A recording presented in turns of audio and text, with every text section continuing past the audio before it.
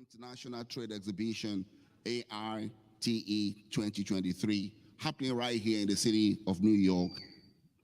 It is a great pleasure to once again remind us that the theme is the imperative of global trade for Africa SMEs as a game changer for the continent's future prosperity. We're about to have Game Changer been renamed, rebranded, and reassigned. And to kickstart with an opening remark is the Consul General of Nigeria right here in New York. I've met this gentleman over 33 years ago, a friend and a colleague. Please welcome Ambassador Lot Egopija.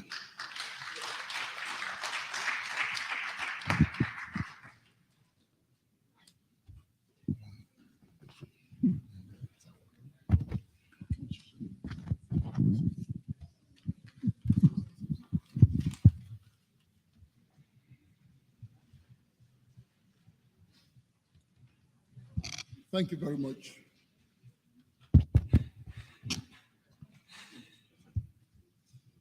Thank you very much, Ambassador Akinremi Bolaji. Let me begin by recognizing the presence of the honorable ministers here present. The Minister of Aviation, you're welcome once again to New York. Our High Commissioner to Canada, you're very much welcome. I'll want to stand on the structured protocol list that has been established by my dear colleague. The reason being that by the time I mention each and every one of us in this room, there'll be no time, and I'm only asked to say a welcome remarks to you. It is indeed a great honor for me to address this gathering of prominent Nigerians and prospective investors in the Nigerian economy. First and foremost, I want to commend the insightfulness of the organizers of the summit for the efforts in putting together the events. It is a well-known fact that a strong economy is pivotal to building a robust and prosperous nation. And this is what President Bola Ahmed Tinubu's administration is out to achieve with his renewed hope agenda. The president has assured in an unambiguous terms that his economic reforms, which include diversification and charting a new economic path for the country, were intended to secure a better and great future for our country. To achieve the foregoing laudable goal, the Nigerian consulate, amongst its functions, is saddled with the responsibility of attracting foreign direct investment into the Nigerian economy. And the whole gamut of our work in the consulate is tailored towards achieving these overreaching objectives. In this connection, you are assured of the commitment of the consulate to work with you as a co-stakeholder in the Nigerian project aimed at pulling FDIs into the country. I have no doubt that Nigeria remains the biggest market of choice for investors in Africa.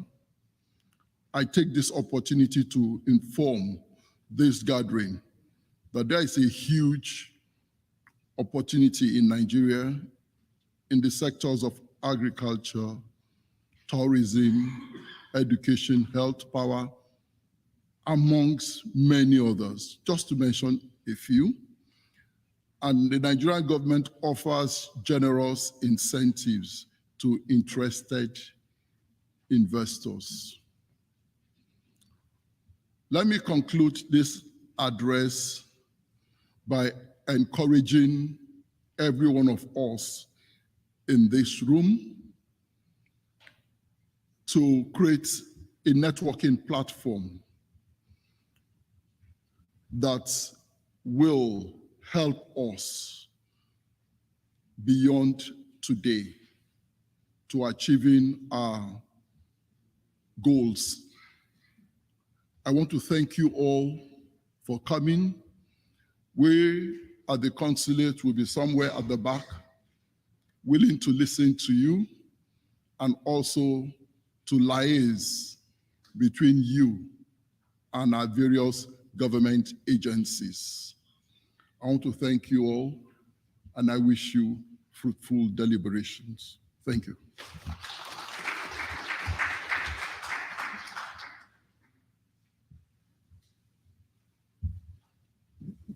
That was the Consul General of Nigeria in New York. Let me crave your indulgence to do a little adjustment to the program as you have it in the booklet in your hand. We're not going to be following systematically or the way it is listed here, but we'll be very pragmatic with it, which I ensure that we take everything very important, but the order is going to change a little. Haven't heard from the government side. There is something we know in Nigeria, and that is First Bank is a reliable bank. And that will stand for the private sector, which talks about investment. This whole exercise is about investment. So it's not much of talking. We were in India just about a week ago, and within the space of an hour, about $14 billion have been dropped by investors from India. Mr. President has been moving around, and people are honoring that.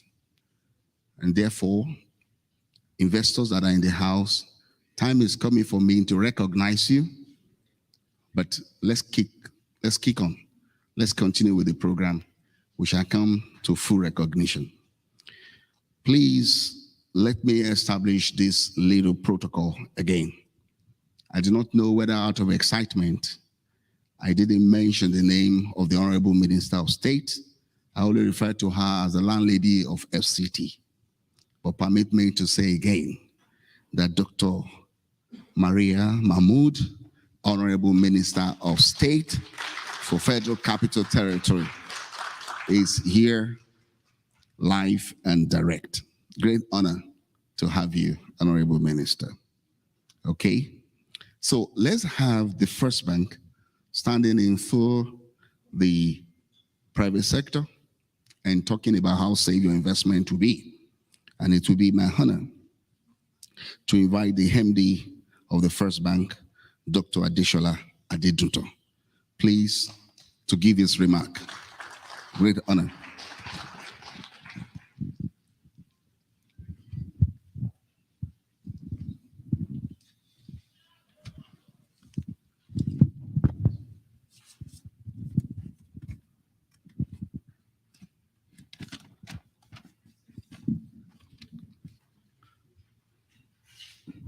Members of the Federal Executive Council, led by the Honorable Minister of Aviation, Mr. Festus Keyamo, Senior Advocate of Nigeria, the Honorable Minister of State for Federal Capital Territory, Hajia Maria Mahmood, Nigerian Ambassador to Canada, Mr. Shekun, the Consular General, other distinguished members of the audience. I have a prepared speech which speaks to this, but intermittently I will share my personal perspectives around this. It gives me great pleasure to deliver this goodwill message at this year's edition of the African International Trade Exhibition with the theme, Imperatives of Global Trade for African small and medium-scale enterprises as a game changer for the continent's future prosperity. I am particularly delighted that this year's theme beams the spotlight on a sector that can be referred to as the bedrock of Africa's economic prosperity. Africa's SMEs sector is also a good representation of the unyielding and resilient spirit of the African people in the face of many daunting challenges. The SME businesses across the continent account for 80% of job creation on the continent and thus play a critical role in providing employment for women and youth. Indeed, a significant number of these SMEs are owned and managed by women and youth. According to the IMF, Sub-Saharan Africa will become the main source of new entrants into the global labor force by 2035. And I have no doubt in my mind that African SME sector will play a major role in this development. In 2022, total exports from Africa were valued at over $660 billion, with commodities and mineral resources accounting for a significant chunk of the export. Clearly, this suggests that significant opportunity exists for African SME and for African conglomerates to create additional value if the right conditions are met. Similarly, as we hold gears up for the full operationalization of the Africa Continental Free Trade Agreement, the SME sector will be critical in unlocking the projected 15 to 25% growth in intra-African trade. And this is actually where the comment made by the anchor person regarding the economic diplomacy of our president, President Bola Ahmed Tinubu, becomes extremely important. When you look at the opportunity available in Nigeria on its own as a standalone, but you even further layer the opportunities available within the larger African market, because with the creation of the African Free Continental Trade Zone, we have physically created a much larger market. The opportunity to invest and make significant return in Africa, near Nigeria, is huge. And it's very heartwarming that our president is currently leading that crusade to attract the much desired investment. We as First Bank, as the premier financial institution in West and Central Africa, we have been at the forefront of advancing trade and growth of the economic sector for over 130 years. Through these years, we have supported millions of African SMEs and corporate organizations with critical financial and technical resources, which have in no measure played a vital role in the economic transformation of these SMEs and the continent at large. If you look across the continent, across the various sectors, our bank has been very active, be it agriculture, be it oil and gas, aviation, telecommunication, heavy industry such as cement, petrochemicals. We've been there. We've also been playing pivotal role in using our agency banking business to promote financial inclusion, by which you make financial services available for the people at the base of the pyramid to serve as the engine of growth within the continent. The good news is that not only have we done this successfully in Nigeria, we've also implemented this in Democratic Republic of Congo, Guinea, Conakry, the Republic of Senegal. So they move to create that single African market and make the whole continent to work in unison to push for economic growth and prosperity. It's on track, and it's like a train that has already left the station. So what we're seeking from investors here is people to jump onto that train with an assurance that the right enabling environment is being created not just in Nigeria, which is why I mentioned these other countries where we operate, but across the sub-Saharan Africa. And we should all just be part of it.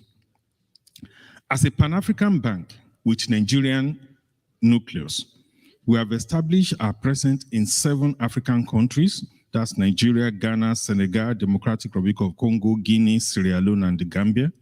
And we plan to enter some other high-impact African market in the short to medium term to continue to facilitate economic growth and intra-African trade and support the actualization of the dreams of our political leaders with the creation of the African Continental Free Trade Zone. Our bank is also present in United Kingdom, France, and China, which also enables us to connect African businesses and African people with businesses and capital beyond the shores of our continent. With a vision to become Africa's bank of first choice, our commitment to the development and economic transformation of Nigeria and the continent at large is unwavering, and will continue to make the required investments to actualize this goal. We have further been emboldened in our push by the leadership that is being provided by His Excellency, President Bola Ahmed Tinubu. You know, when you have a leader that is audacious, what it does is that it emboldens the followers to also make the kind of, and that is the kind of what we are seeing. We've been part of the economic infrastructure on the continent and Nigeria for 130 years. So if there's an institution who is able to say categorically and encourage investors, it is First Bank. Indeed, in our view, it is the turn of Africa to rise, and our bank is strategically positioned to provide the required financial services support, the technical know-how, and to walk you through the process of getting your businesses established in Nigeria and across the continent. Once again, congratulations to the organizers as we look forward to very robust conversation that will lead to the growth of the economy across the continent. Thank you.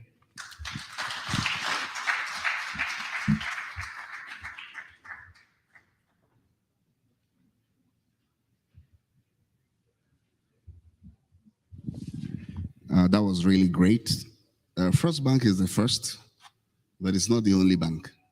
I'm glad to say that they are leading well as the first. Once the first is good, others too will follow suit. And that is why today we're not having just First Bank. We also have other banks from Nigeria.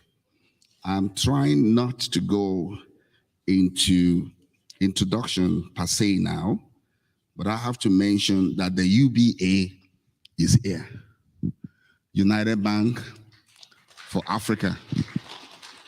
And we're very happy that they are here.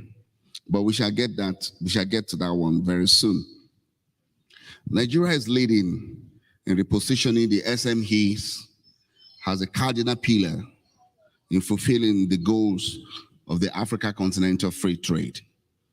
And I'm a witness to what happened in Gambia, in Banjul, Gambia, October last year, when for the first time, SMEDAN from Nigeria, Small and Medium Enterprise, in conjunction with Nigeria Export Promotion Council, led the team of Nigeria small, medium-scale enterprises to mobilize other West Africa to have a fair in Banjul.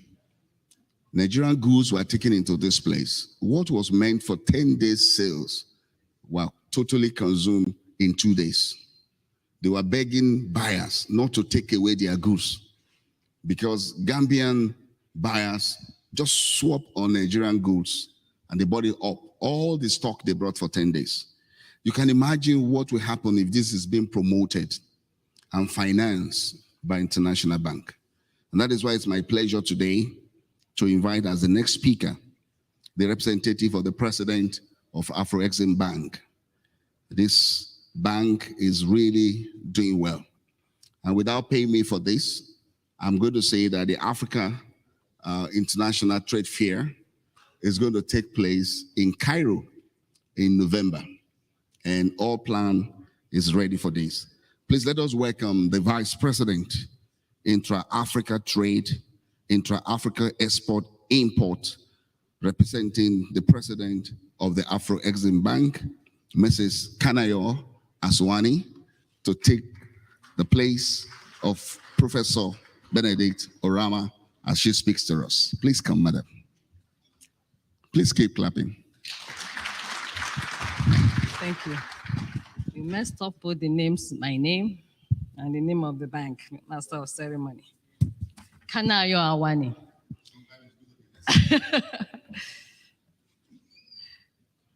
Members of the Nigerian Executive Council, members of the Diplomatic Corps, standing on already established protocols, but also, let me also extend the apologies of Professor Benedict Orama, the President and Chairman of the Board of Afrexim Bank, the African Export-Import Bank. I'm grateful to the Africa International Trade Exhibition, AIT, for the kind opportunity to participate in this event. I congratulate AIT for building this unique platform to rally global investments and policy support towards the attainment of the goals of the African Continental Free Trade Agreement. These activities of AIT are a significant complement to Afrexim Bank's trade facilitation agenda. We are therefore pleased to have been associated with AIT and its activities. We won't be saying anything new when we say that SMEs represent the fulcrum around all economic activities, which all economic activities evolve. They are an important engine to accelerate the domestic and global recovery and job and wealth creation as well. They account for about 90% of global businesses and more than 90% of employments. Across many economies in developing regions in Africa and elsewhere, SMEs account for as much as 80 to 90% of all private sector jobs and over 50% of the domestic economic activities. Yet their relevance to national economies and participation in global trade remain fractured and marginal. Recent data from the World Trade Organization shows that trade participation of SMEs in developing countries has been very low, with exports accounting for about 7.6% of manufacturing sales compared to over 14% of large firms prior to the pandemic. Similarly, SMEs in manufacturing sectors have low levels of integration in global value chains with fewer backward and forward integrations. The plight of these SMEs have worsened in recent years. A confluence of recent adverse developments, including the COVID-19 pandemic of 2020 and 2021, the current Ukraine conflict, and geopolitical tension between major trading economies and other anti-globalization tendencies of some industrial economies, they have all led to severe dislocations to global value chains and global trade flows. And these have further compounded the participation of SMEs in international trade.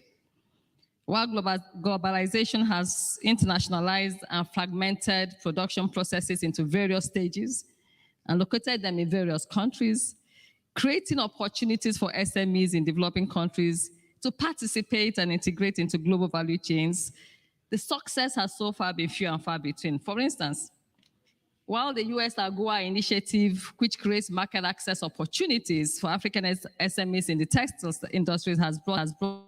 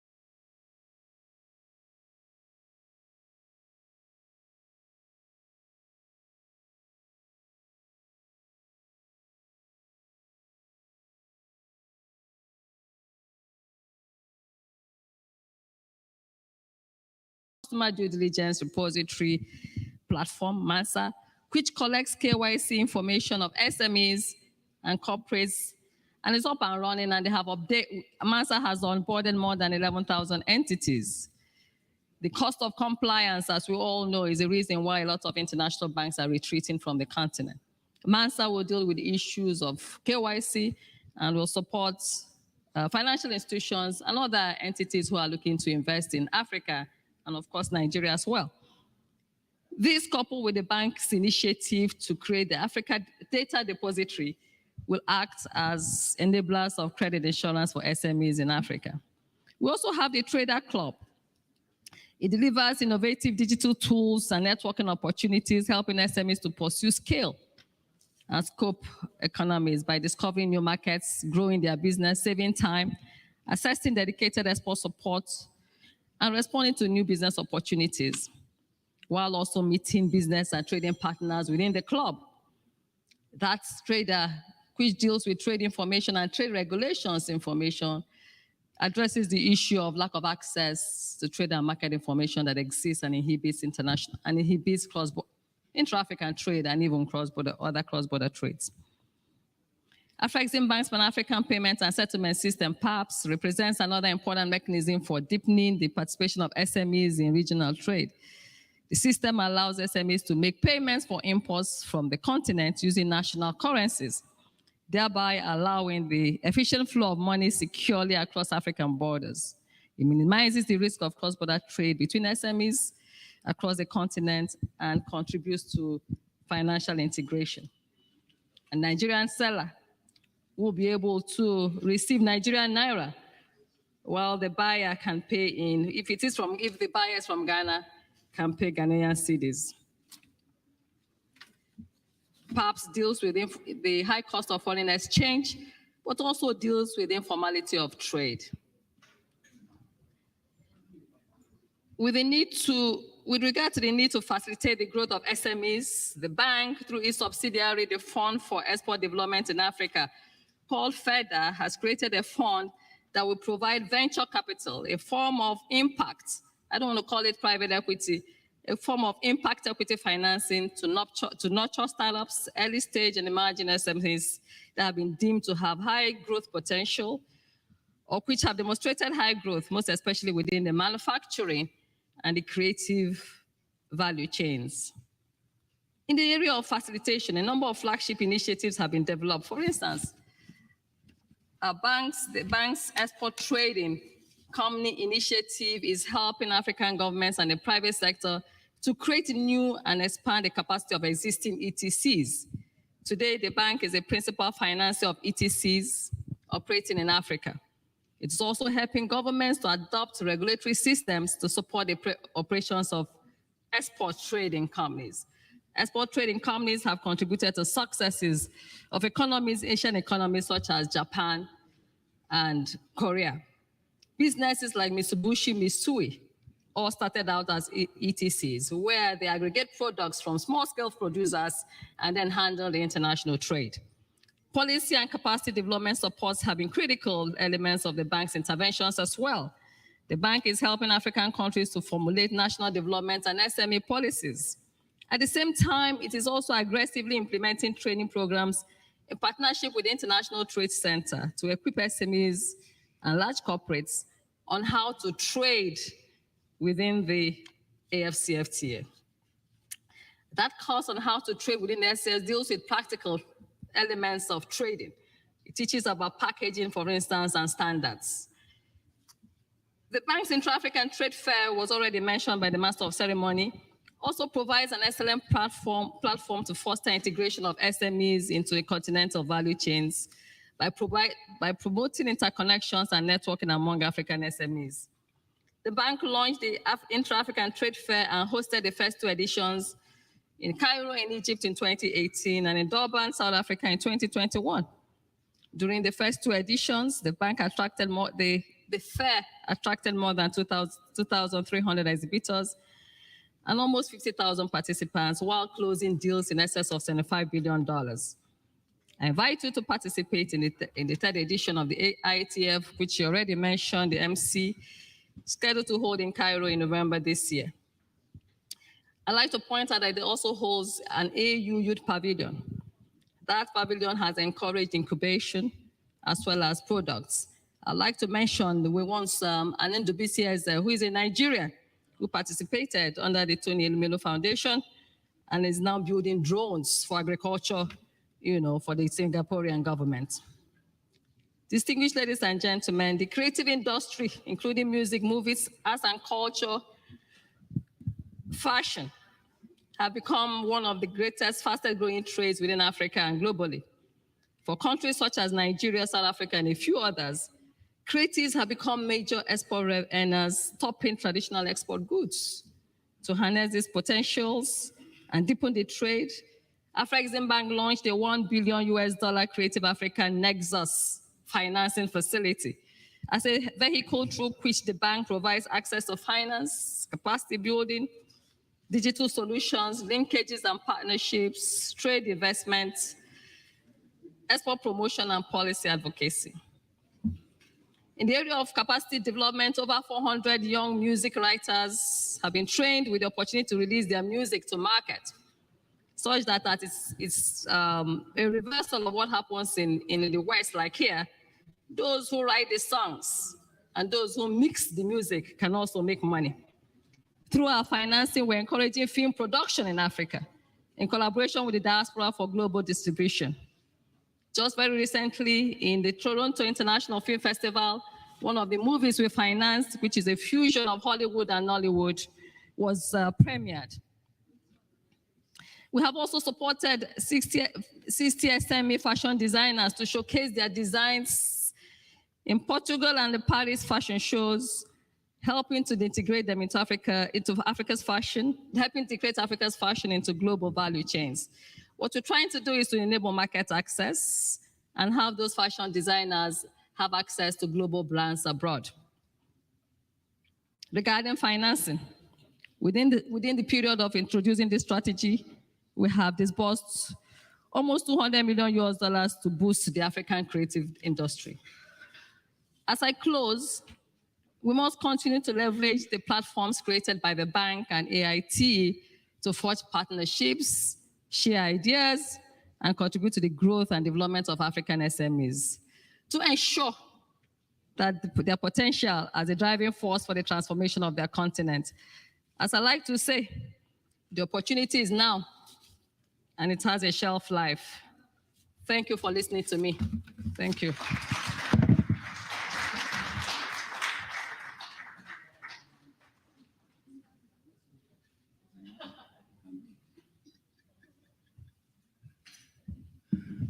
Oh, well, I'm just going to say that the High Commissioner, is just about your time to speak, please. You are just the next person right now to bring a goodwill. I know you probably want to go and get coffee. Okay, so, but let me thank the representative of Professor Rama, a wonderful speech, for excellent representation, and also to say that a copy of that speech can be gotten on Amazon. Did you hear me? Did you hear me? You doubt it? Why should you? That copy is so excellent, that speech, and I've just told our people that they can get a copy on Amazon, okay?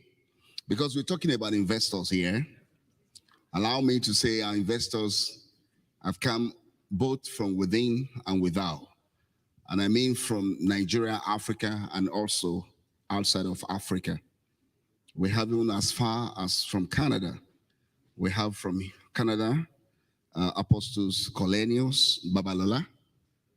It's our pleasure to have you. We have also Alhaji Usman Mohammed. Alhaji Usman Mohammed, where are you? Okay, we have also, that's the chairman of New Energy Services Company. We also have Mrs. Dante Lee. We have as many, but it's my pleasure to introduce the Chairman, CEO of Jampo Group, a good friend of Nigeria, who is already investing in Nigeria and for sure will still invest more. My pleasure to introduce Mr. Muhammad Shafiq.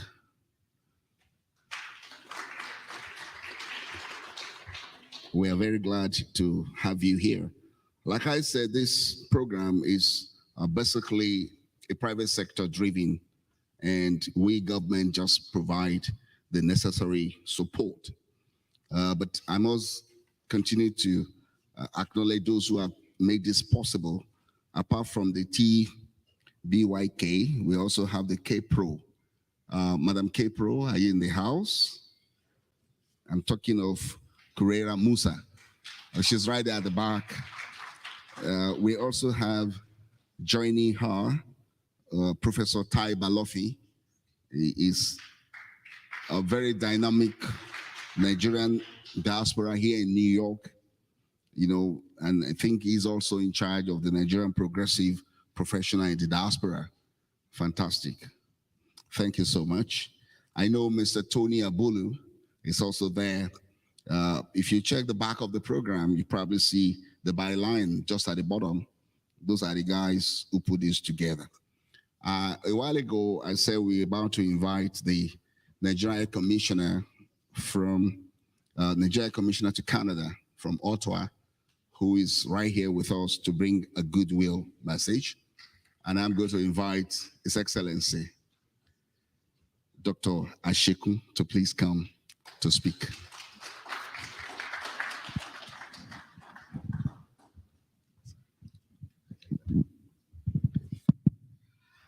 Let me acknowledge the Honorable Minister for Aviation, Olorogun Festus Keyamo, SAN, the Minister of State for the Federal Capital Territory, Ajia Dr. Maria Mahmood.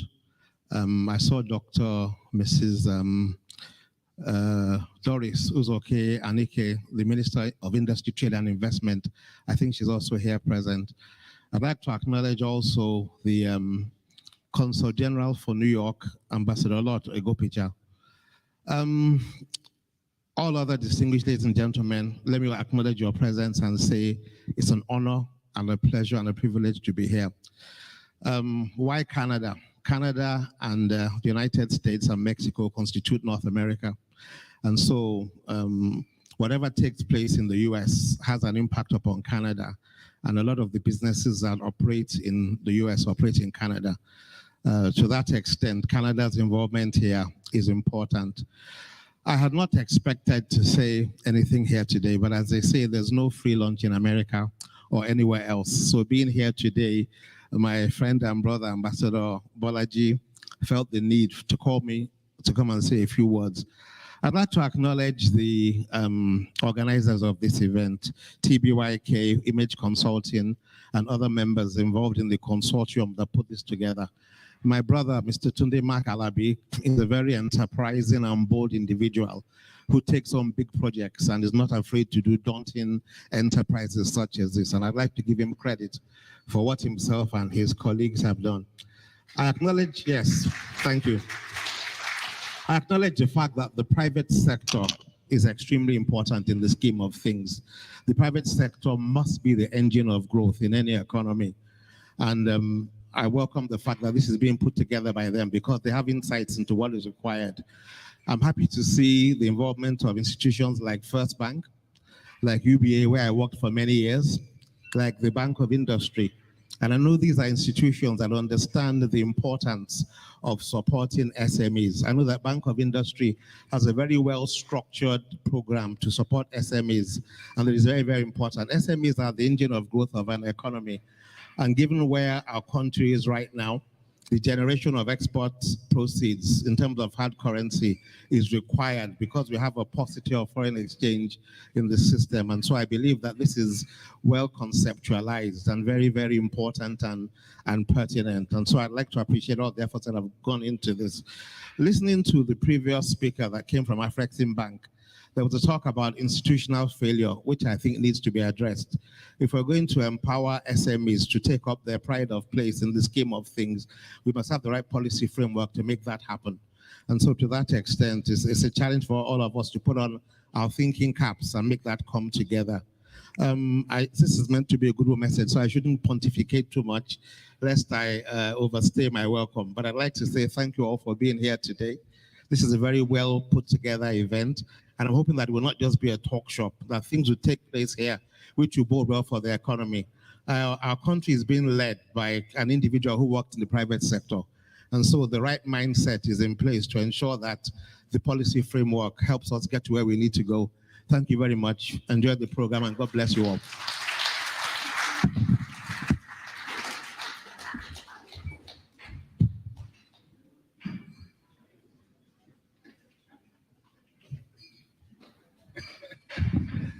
Well, it's just the power of the microphone. That's what made me to just summon Ambassador Ashikun to speak. And of course, it can't come all the way from Canada and not give a goodwill. Thank you for making us proud with such seasoned, gracious words that you've brought. I heard you mentioning the Bank of Industry, not just the Bank of Industry that is here. We also have the other agencies of government that are here. We just keep it into a time where we pull all of them together and then we introduce.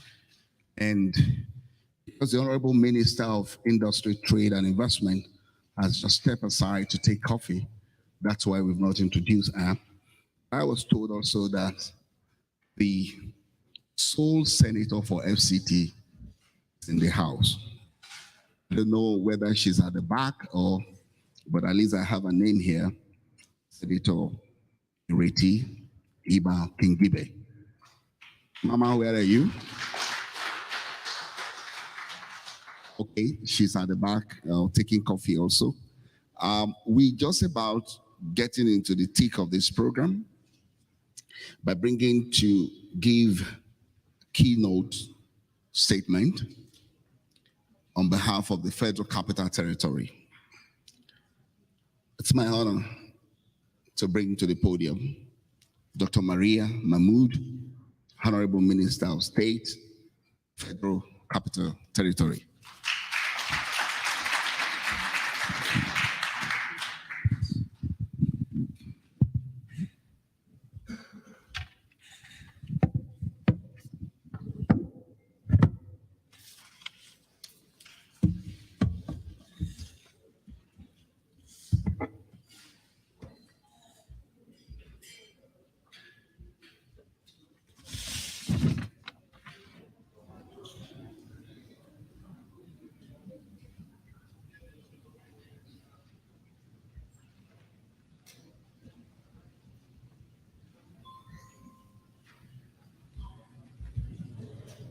Just a minute, please.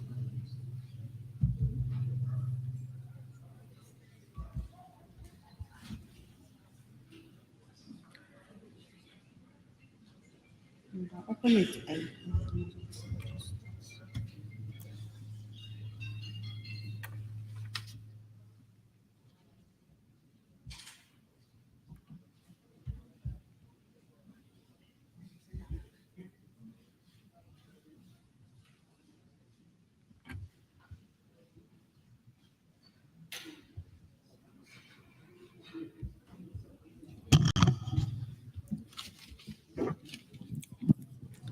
The Honorable Minister of Aviation and Aerospace, Barrister Festus Keyamo, SAN, Honorable Minister of Trade and Investment, Dr. Doris Anite, the Consular General, Nigeria in the New York, Ambassador Lord Egopijer, the Nigerian High Commissioner to Canada present here,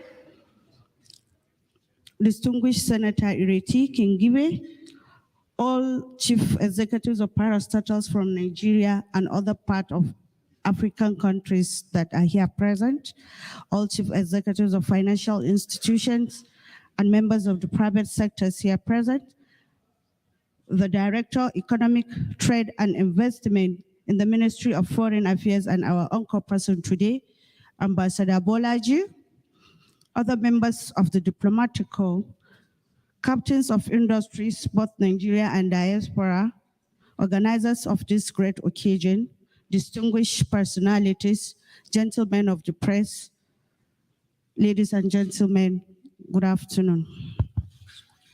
All right. It's all right.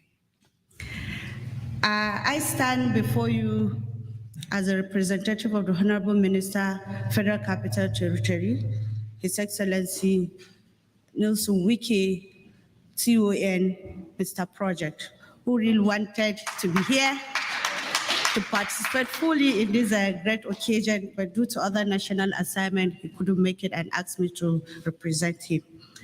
Our topic of today is investment opportunities in the Federal Capital Territory of Nigeria. Our presentation will follow this outline, though there is no projector, but I hope we'll be on the same page. We want to tell you about the vision, mission, and mandates of Federal Capital Territory, the fact sheets, our strategic development plan, the Abuja Master Plan. Why do we need you to invest in Abuja? Investment opportunities, we're going to look at infrastructure, under which we look at the district infrastructure, transportation, water, and waste management opportunities. We're also going to look at opportunities for investment in social activities, foreign investment in FCT, and other initiatives. The vision of FCT is to be one of the best 20 capital cities in the world. And the mission is the provision of infrastructure, services, and administration for development of a first-class Federal Capital Territory comparable to the best in the world. And our mandate is provision of an effective and efficient administrative framework, provision of critical infrastructure, and also provision of services to the FCT residents, which include wealth creation and poverty alleviation, then provision of safe and secure environment. FCT has a 6 area council constituencies, and then we have a total area of about 8,000 kilometers, where Federal Capital City occupied like 250 square kilometers. We are blessed with a population of approximately 5 million persons, and we have a literacy level of over 70% in Abuja. With natural resources, including coal, calamite, tantalite, among others. We have a weather of rainy and dry season with brief harmattan. The geographical features are lush vegetation, a rich soil, rivers, hills, mountains, and forests. We have a gross domestic product of approximately $9 billion US. The demography of FCT, we have about the household income of about 84% live above the $2 per day. The working class population is almost 35%, and then the students, we have 32.4%. Private sector employment, about 82%. We have a safety level of over 84%, and then we have a growing middle class population. The strategic development, as we've mentioned, our main vision is to be one of the 20 class capital cities in the world. And they will mention the vision and how to achieve that as our strategic map. I wanted to show you, but there is no projector in the hall. The Abuja Master Plan coordinates the land use, transportation system, infrastructure, housing, and other services, recognizing their interrelationship and spatial requirement. The plans provide for 2 levels of development, mainly the city and the regional. The aggregate infrastructure development in the FCT, which has been funded mostly by the government, is just about 30%. Development is concentrated in phase 1 to 4 of the Federal Capital City and 3 of the 18 satellite towns. The Federal Capital City comprises of 5 phases, which are at various stages of development. We have a phase 1, comprising of the Central Business District, Maitama, Wuse 1 and 2, Garki, and Asokoro. We have phase 2, including Katampema, Bushi, and other areas. Then phase 3 is planned, while phase 4 and 5 are still in the planning stage, which is a very special area for investment. A total of 79 district and 9 sector centers. So why do we need you to invest in Abuja? Because of its strategic location. The centralia of Abuja. Abuja is the central of Nigeria. It has efficient interstate and national transport links, good road network and railway lines, an international airport that serves as a hub with major world airlines operating on a daily basis. These include the British Airways, Ethiopian Airlines, Turkish Airlines, and the Emirates, among numerous to mention. Domestic flights to any part of the country has just a maximum duration of 1 hour. We also have a well-planned city with high-grade infrastructure comparable to the best available on the continent. Abuja is in the heart of Nigerian solid minerals belt, endowed with large deposit of tantalized lithium gold as mentioned above. We have abundant plant, mineral, and human resources. A legal frame network that ensures smooth flow and adequate return on investment.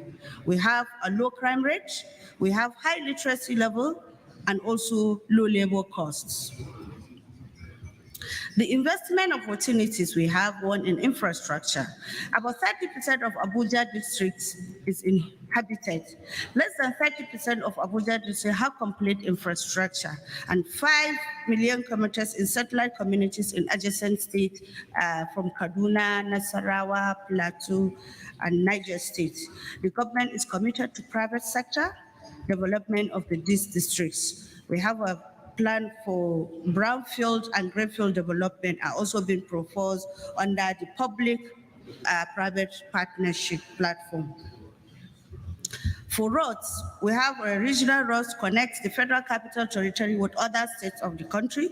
We have a primary roads. These roads complement the district infrastructure roads. Secondary and tertiary roads are served as entrance and exit access to the district, e.g. the Airport Expressway, the Parkways, inner northern and inner southern ways.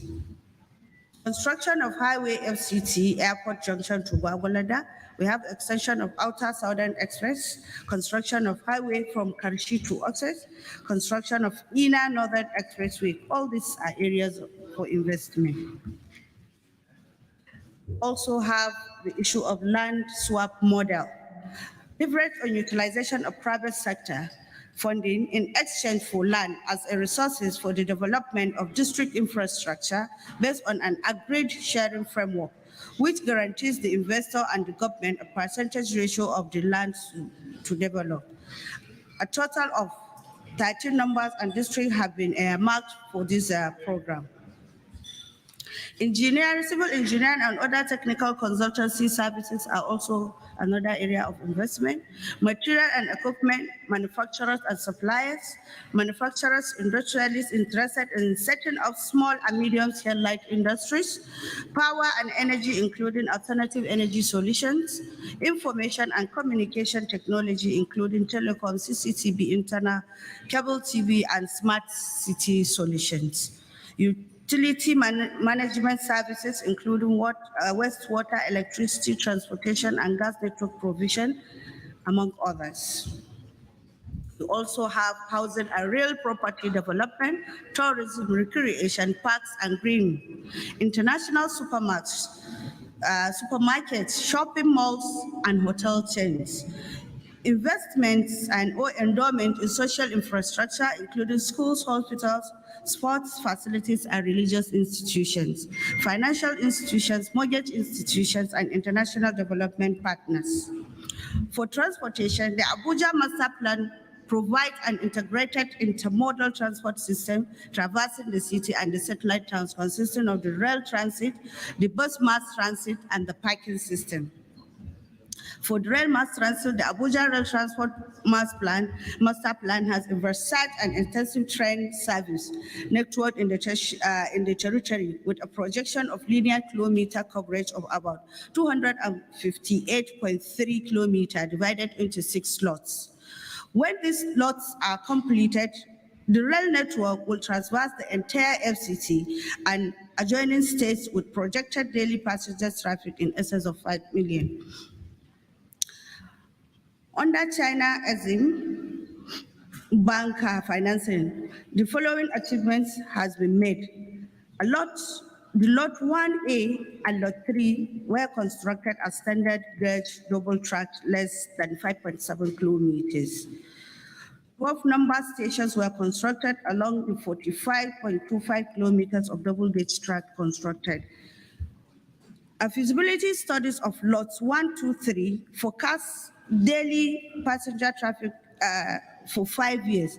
This was done, one was done in 2012 with the about 156 400. And then it has been forecast by 2030 it will reach about 70% of what was achieved in 2012.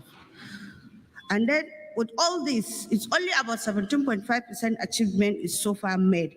Rail transport presents a good potential for investment in Abuja.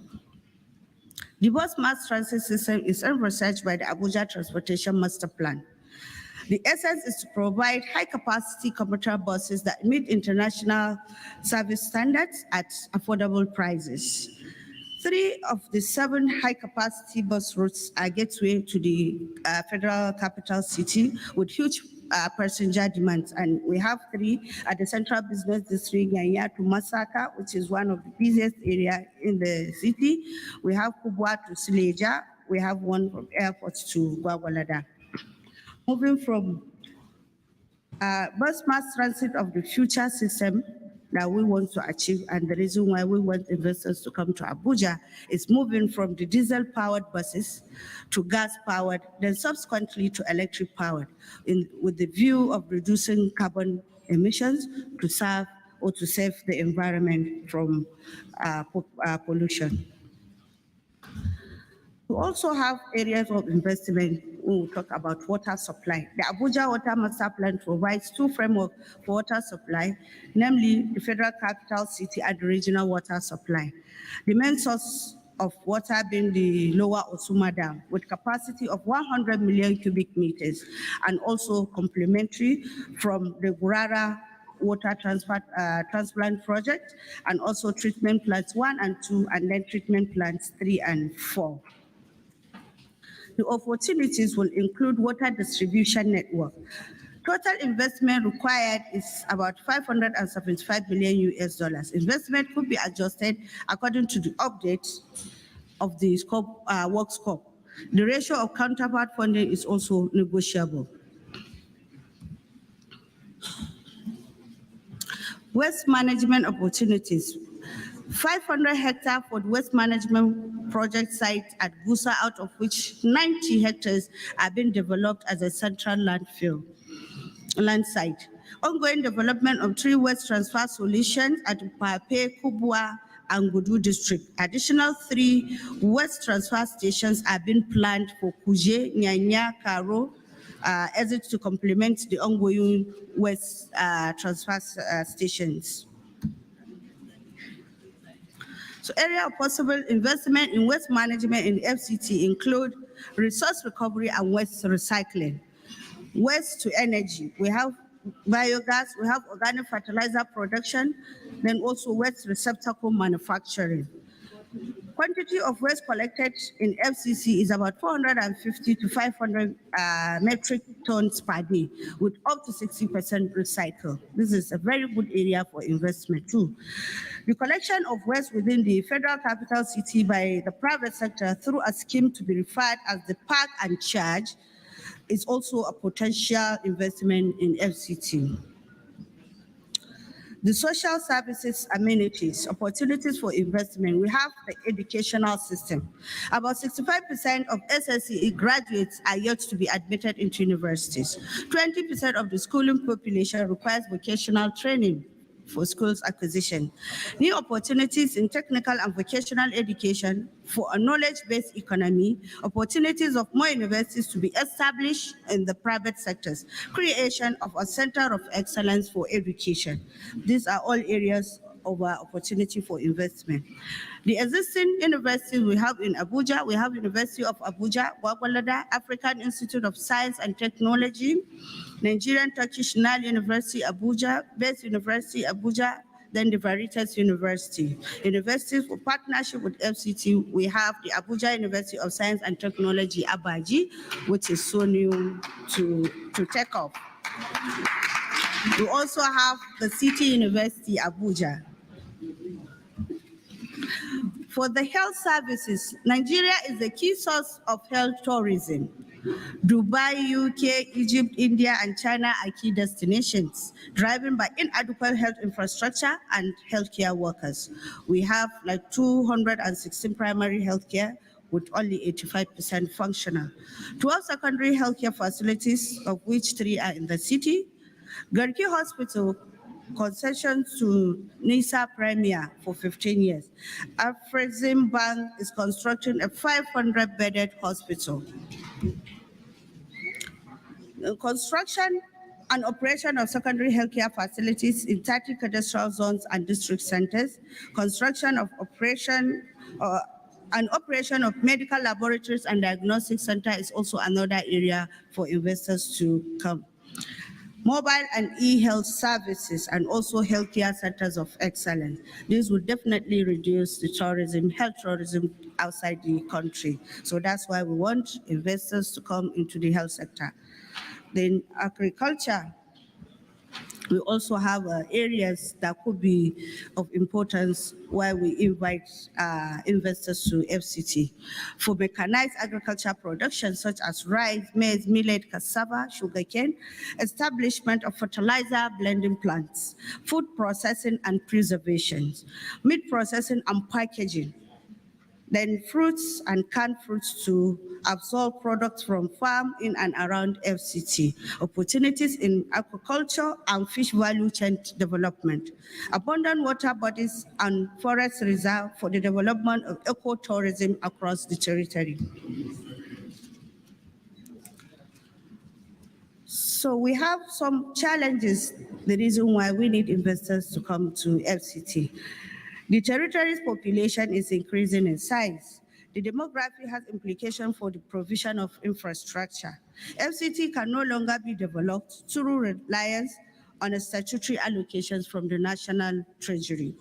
The informed and increased emphasis on the public-private partnership initiatives are a development window. The existing partnerships include the Land Swap Program, the Green Swap Program, and then the tax credit for the provision of primary infrastructure.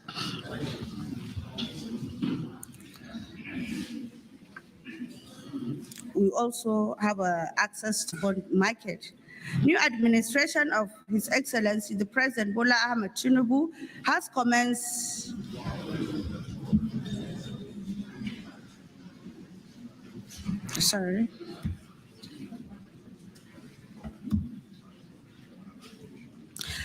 monetary and fiscal policy reforms that will promote the investment effectiveness of the country at large. And in no distant time, a banquet of investment incentives will soon be introduced. So in conclusion, we invite you to invest in Abuja, the Federal Capital Territory of Nigeria. Abuja beckons. Wouldn't you respond to us? Thank you for listening.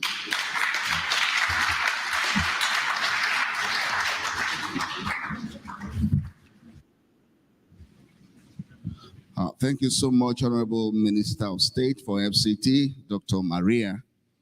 And I must say that they've been asking me for a copy of your speech. And I told them not just to go to Amazon, but to also go to Google.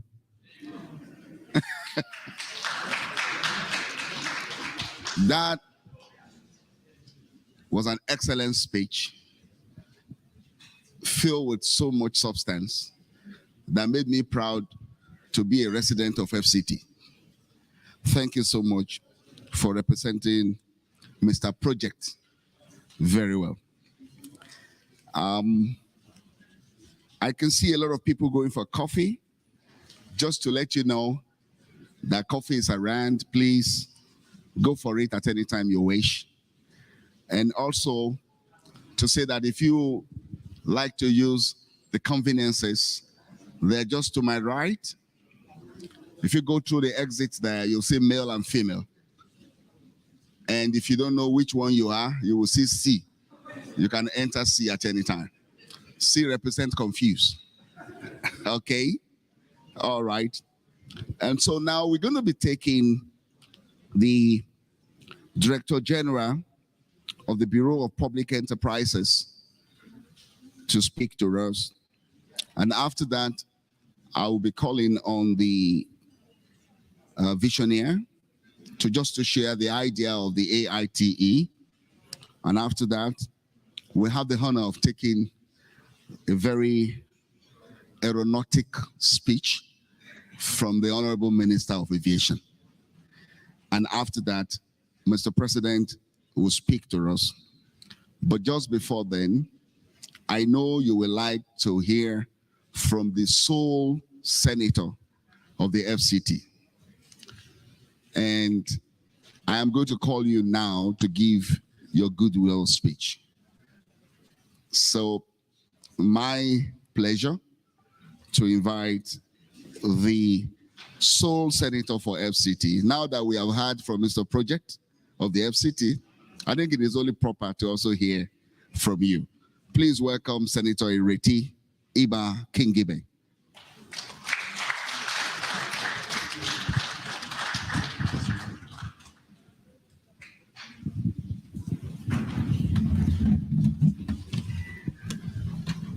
Good afternoon, everybody. First of all, I must say this is a surprise to me, but notwithstanding, FCT is the capital, the policy capital of Nigeria. And I've always said it's supposed to be the prototype and the pilot for everything, and then we can upscale it for other places. We have a new minister, or two new ministers that I'm looking forward to, and a new senator, and we're all looking forward to working together. On my part, I have a lot of impact development goals that I'm hoping that I can partner with development partners as well as the ministers to take development in terms of the sustainable development goals to the grassroots. So those programs are actually ward-based, and I'm not going to take up too much of your time. I'm just going to, I have a website, the Through Hope website, that shows all the different programs and how we can actually implement them at the grassroots, engaging the youth. FCT has a lot of potential. As the minister just said, 5 out of our 6 local governments are agrarian, and we can actually do a lot with agriculture. We can also do a lot with clean energy. I've been talking with FLNG, and they're trying to see how to set up CNG hubs in the local government so that we can actually convince the women to use the cook clean stoves instead of firewood. That's number one. The other thing that going into the other development projects, I know this is primarily an investment place, and we need to partner with development partners to get these things done. The other one that we have a I Go Chop with Ireti, which is a Chop Friday. Chop Friday means where we are all trying in our own small individual ways to alleviate hunger. We can pull it all together and every Friday try to feed 1,000 hungry people in the FCT, but as a collective effort. So those are some of the projects that are on the website. And as I've said several times, I'm looking forward to working hand in hand with the two ministers. We need a lot of bylaws and a lot of policy frameworks that will get FCT working in the manner that it should be. And I thank you very much for your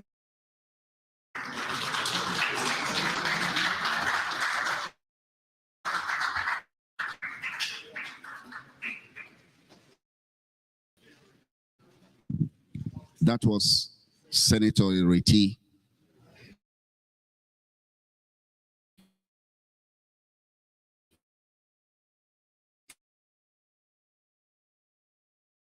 I can read that some New Yorkers to Abuja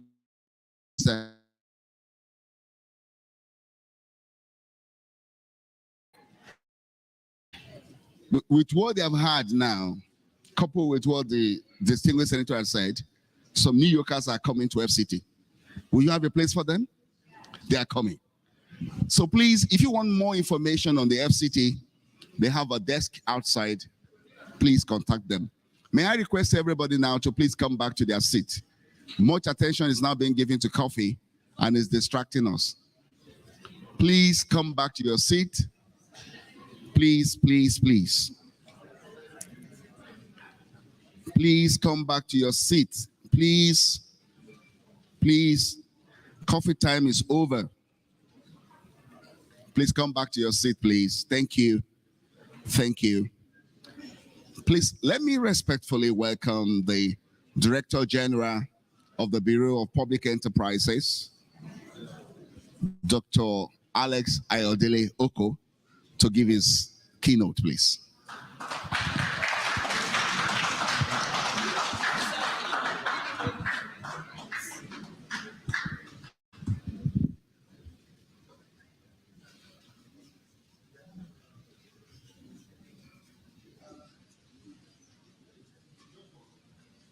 Hello.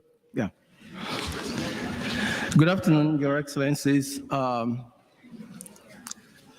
trying to speak above the coffee break. Okay, good afternoon, Your Excellencies, distinguished ladies and gentlemen. While appreciating the privilege and honor to say a few words at this auspicious event, kindly permit me to stand on the well-established protocol. I believe this meeting provides a veritable platform to forge partnerships and collaborations that can enhance the economic growth and prosperity of Nigeria and our global partners. Distinguished ladies and gentlemen, our beloved nation, Nigeria, stands at a pivotal juncture in its history. We are witnessing momentous changes in our socio-economic landscape, primarily driven by the significant shifts in the global economic climate, and more importantly, by our own determination to make sustainable progress through reforms in key sectors of our economy, especially with regards to rapidly scaling the infrastructure base of the economy. As the largest economy on the continent of Africa, it has become quite apparent and even more imperative that the infrastructure stock required to leverage the capacity and the market size that is offered by this economy presents not just a challenge, but a veritable opportunity to private sector-led investments in the Nigerian economy. The government, under the leadership of President Bola Ahmed Tinubu, has adopted the liberalization principle of a private sector-led economic growth agenda, with planned reforms in the energy, power, road, rail, and agriculture sectors in particular. In response to the direction set by the President, the Bureau of Public Enterprises, the agency that I lead, has developed a deal book and a pipeline of projects that will provide investment opportunities for private sector investors in both green and brownfield assets and projects through either the public-private partnership framework or sole private sector projects and initiatives. It is instructive to note, ladies and gentlemen, that Nigeria has an infrastructure gap of about $3 trillion US. The implication is that over the next 30 years, Nigeria will need to spend an average of about $100 billion US annually to bridge this infrastructure gap. This certainly cannot be solely funded through budgetary appropriations, just like the Minister of State, Federal Capital Territory mentioned a short while ago, nor does it make sense to do so. Our second area of focus is asset optimization. And in this regard, we shall be listing some of the assets and interests currently held by the government for optimization through strategies such as privatization, concession, and commercialization. This is aimed at bridging some of the fiscal shortfalls currently faced by the government by unlocking liquidity from the assets, as well as bringing private sector expertise in order to improve the service delivery and commercial viability of these assets. Of course, the Bureau continues to drive reforms of the social service sectors, including healthcare and education.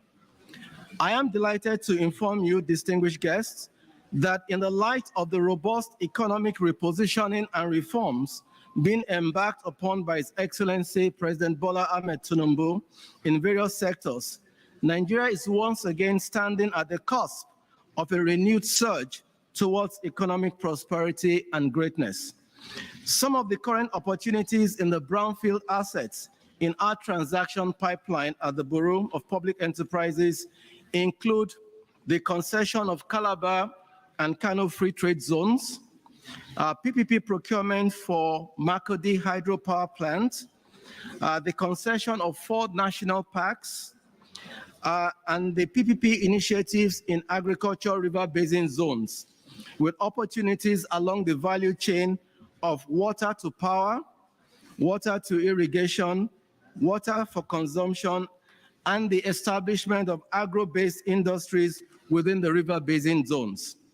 We're also looking at concessioning the Lagos International Trade Fair Complex, as well as the Tafawa Balewa Square Complex. We're also looking at the concessioning of a number of small-size hydro dams for electricity generation. The resume of the Bureau, Your Excellencies, distinguished ladies and gentlemen, is quite impressive. Over the years, we have embarked on the reform of key economic sectors in Nigeria, and we have successfully executed about 240 transactions. Some of our success stories include the reform and privatization of the telecom sector, which now contributes about $70 billion to the GDP, which is about 14.3% in terms of the GDP contribution, and also with an active subscriber base of about 220 million lines in a country with a population of 220 million people. Other key achievements include the privatization of previously state-owned banks, oil marketing companies, petrochemical plants, as well as the reform of the Nigerian Ports Authority, leading to the concession of the port terminals and the modernization of port administration in Nigeria. It is clear that the Bureau is set to pursue the liberalization of our economy even more robustly under the market-oriented administration of President Bola Ahmed Tinubu. Nigeria is indeed open for business. And so I'd like to invite you to be a part of this incredible journey of rediscovery and repositioning. Together, we can explore new frontiers of investments, innovation, and socio-economic development. Together, we can unlock the vast potentials of our economy and create a legacy of prosperity for Nigerians and our international investment partners. In conclusion, I'd like to thank the organizers for giving me this opportunity, and I look forward to engaging in fruitful discussions and forging mutually rewarding relationships with our investment partners. I thank you for your kind attention.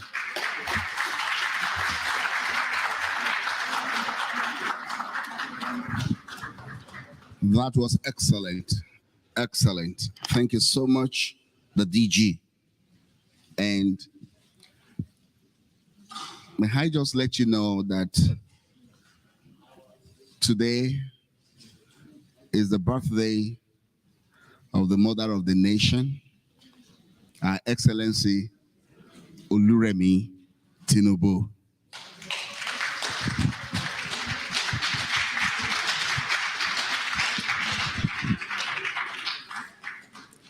And probably you've been wondering why we do not have first ladies here. I'm talking of governors' wives. It's because of that event. And Just one of them have just arrived. It's my pleasure to introduce Her Excellency Erelu Ngozi Adeleke. Did I see anybody dancing there? Why are you dancing? Your Excellency. They know your husband as the dancing governor. May you continue to dance. Do you think you can be dancing if there are no investment coming in? It's because investments are coming in into Osun State. Thank you. The state of the spring, of the living spring. It's our pleasure to have you. I'm just about to call on just one testimonial more, and then we will go to the very special messages from the Minister of Aviation and the Minister of Trade, who is actually standing in for Mr. President. But before then, we have an investor who has been in Nigeria a couple of years, and he wants to speak. It's my pleasure to invite Mr. Bannon, who has invested in Nigeria for some years now, and just want you to know, in case you are still doubting whether you want to come to Nigeria. May I invite the CEO of MISU. Hello, Mr. Bannon. Are you there? It's your turn to speak.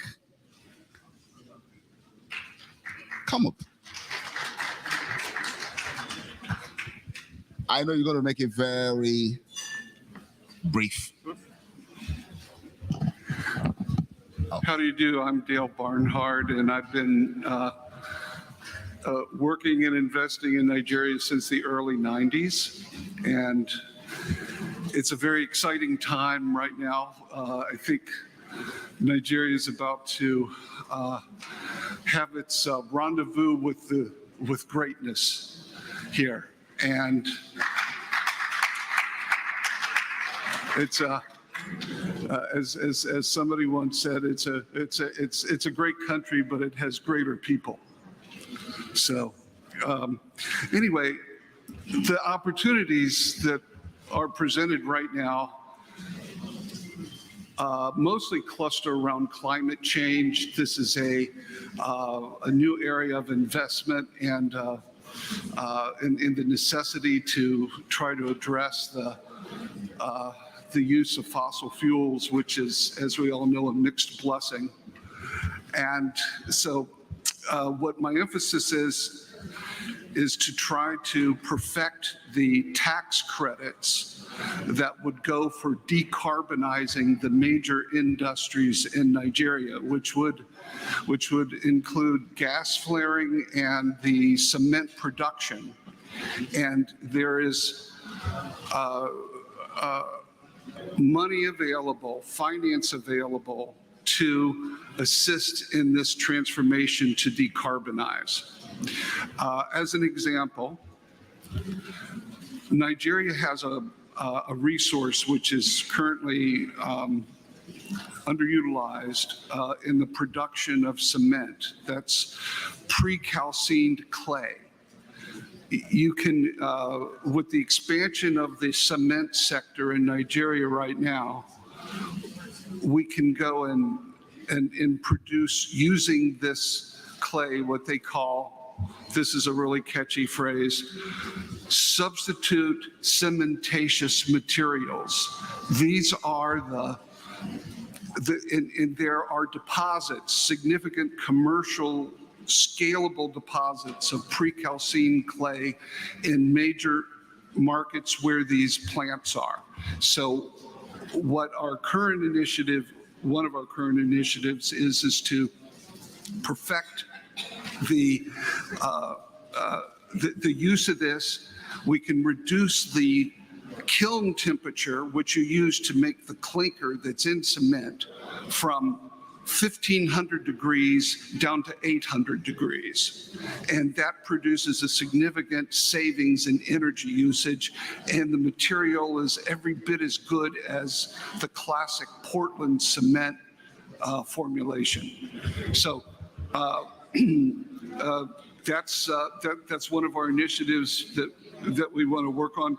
Another thing I think is important is I would like to see the ECOWAS community support a cryptocurrency that's asset-backed, where inside of the trading community, you would have, say, contracts for the futures of petroleum, for cocoa, for other types of commodities that would back up a currency like that. And this would prevent it from being subject to wild speculation and allow to trade, particularly when the national currency gets stuck in some kind of trading situation that's unfavorable. So I think that's something that needs to be looked at. Let's see, what else is on my grocery list today? I think that's it, except I'd like to thank Mr. Musa Bababichi for inviting me here. Musa, why don't you, I don't know, he left the room. Also, my friends, since I was involved with going to American University in Washington, D.C. in the late 70s, Mr. Sully Amadou,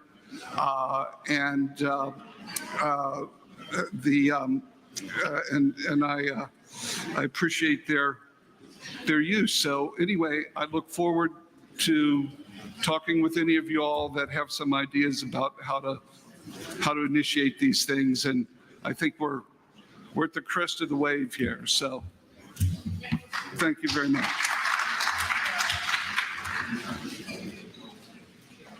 Thank you so much, Mr. Dell. Okay.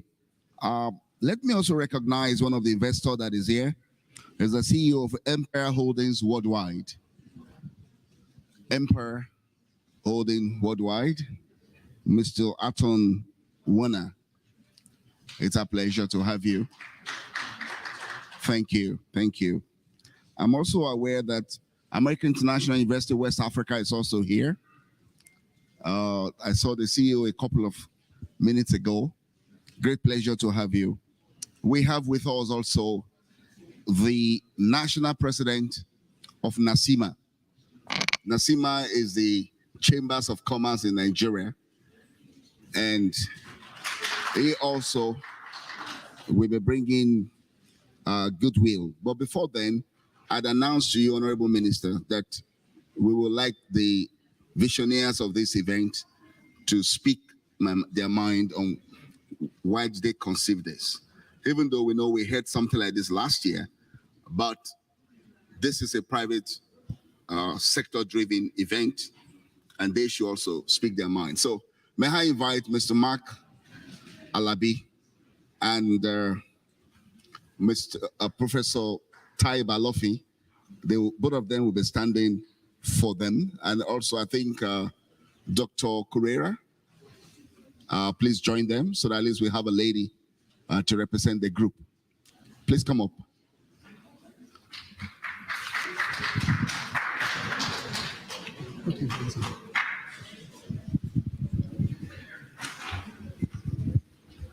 I will stand on existing protocol. My name is Tunde Makalabi, the visionary, if you want to call it that way, of the Africa International Trade Exhibition Project, a project that is conceived to assist African SMEs to gain greater penetration into the North American market that has huge potentials. As I explained when we conceived the idea, the African American population in the US is 30 million strong. They spend close to $1.2 trillion as consumers. So you can imagine the popularity of our Afrobeat music, the ground that is gaining in North America and globally. So it's an idea that if we can push other products African-made, authentic African-made products into the market to rise on the wave of the popularity of our music, then we can begin to diversify the sources of foreign exchange income that we acutely need in Nigeria and Africa. So IFORT is a complementary private sector driven initiative to help bridge the commercial gap, to increase commercial engagement between Nigeria, Africa, and the USA, following the initiative of the US government through the US Africa Leaders Summit that has been ongoing for a while. I will leave it at this and ask Professor Tai Bolofi, who is with me, to expand more on the vision that has birthed the Africa International Trade Exhibition project. May I announce here that next year we'll be going to Atlanta. So the train is going to be taken to different major cities in the US so that we can begin to, bridge the gap that exists in our current commercial engagement. Thank you for coming. We appreciate you, and we hope that the journey that we have started is a long one, but that you will join us, and together we'll achieve the objectives that we have set for ourselves. Thank you once again. All right. Professor. Thank you so much. We appreciate you all, please. Thank you. Okay. I stand on all the existing protocol.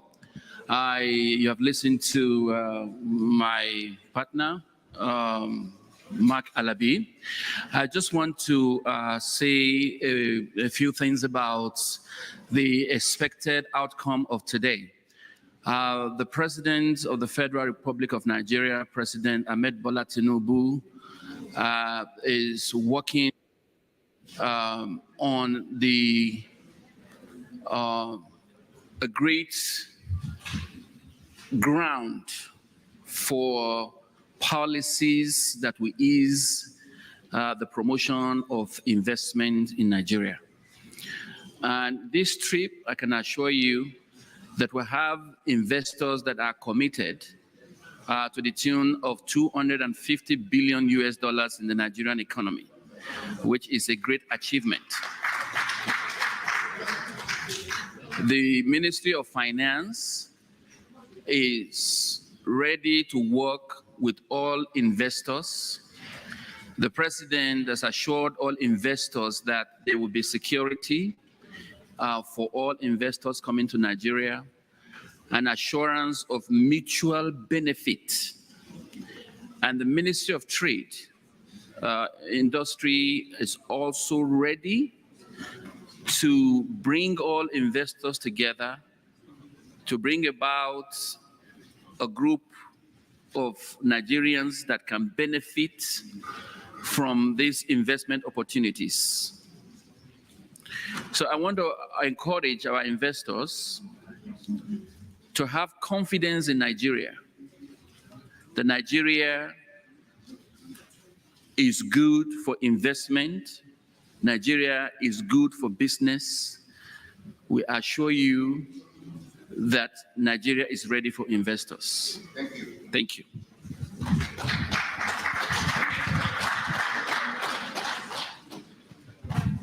That was great. Okay, Nigeria is ready for business. With that, help me welcome Otumba Dele Kelvin Oye, the National President of NASIMA, to give his goodwill.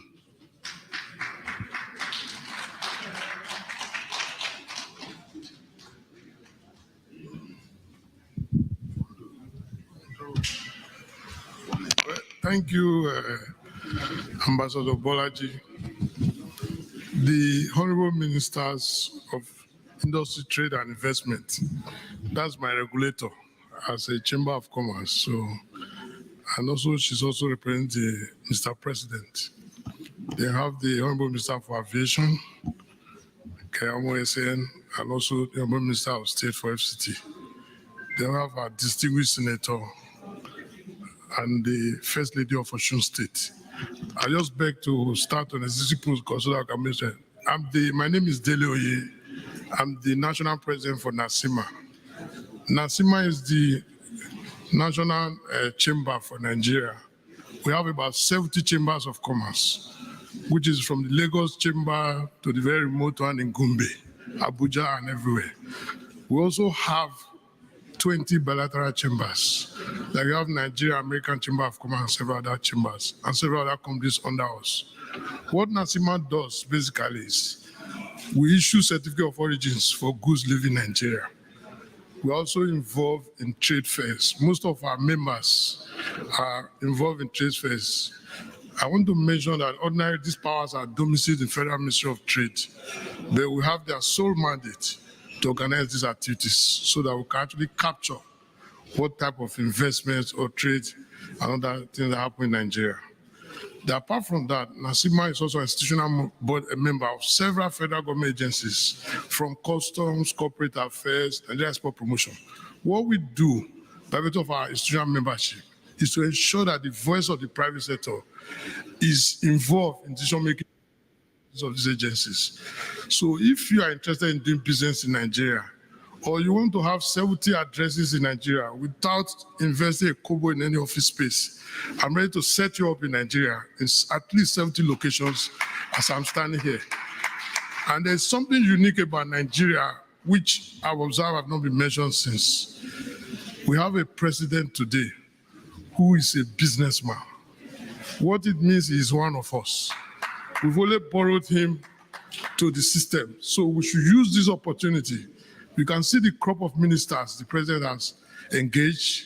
Some of them are very young, and some of them are quite experienced in various diverse fields. We're just coming from another investment forum. You need to see what our Minister of Coordinating Minister did, engaging all the investment bankers, and it was just saying there were no match for him. Unlike before, when you go out, we ask our leaders to speak, who have said we are worried, but now they are the one leading the pace. And this is the time for Nigeria. And those of you that are in diaspora, this is opportunity for you to invest. And I want to also mention about the Africa Continental Free Trade, which is very important. You don't have to be in several countries in Africa. If you are only in one location and the goods you are producing meets the certain requirements, you can ship to every part of Africa from one location. The Chinese, the Turkish, they are moving industries down already into Africa to take advantage of this market. I don't want any of you to lose out. It's an opportunity. And Nigeria is over almost 250 million people. So even if you're only selling in Nigeria, there is enough capacity. And we are ready to work with you and to support you. You can see the commitment of our various ministers. They are physically here, not only to take commitments, but to also assure you that they are ready to put policy behind all your investment plans. I want to sincerely thank all of you for partnering with Nigeria. And I can assure you, with what you have seen with the talent of our youth, our women, you can see that Nigeria is ready for business. Thank you very much.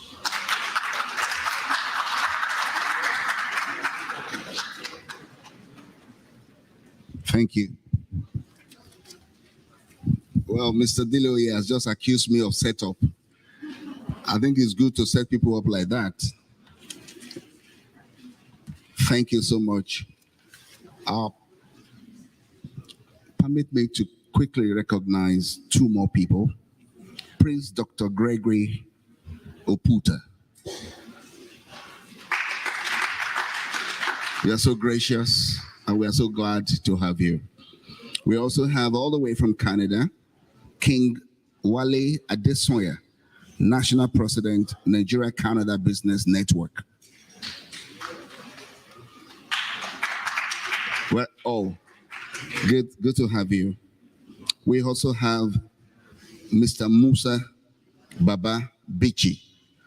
He is the CEO of Grandscape Nigeria Limited. Thank you so much. I hope I've been able to take care of all those ones that are so before me. I will now go straight now to acknowledge one fact that is incontrovertible, and that is the fact that the Honorable Minister of Aviation was the first person to come into this hall today.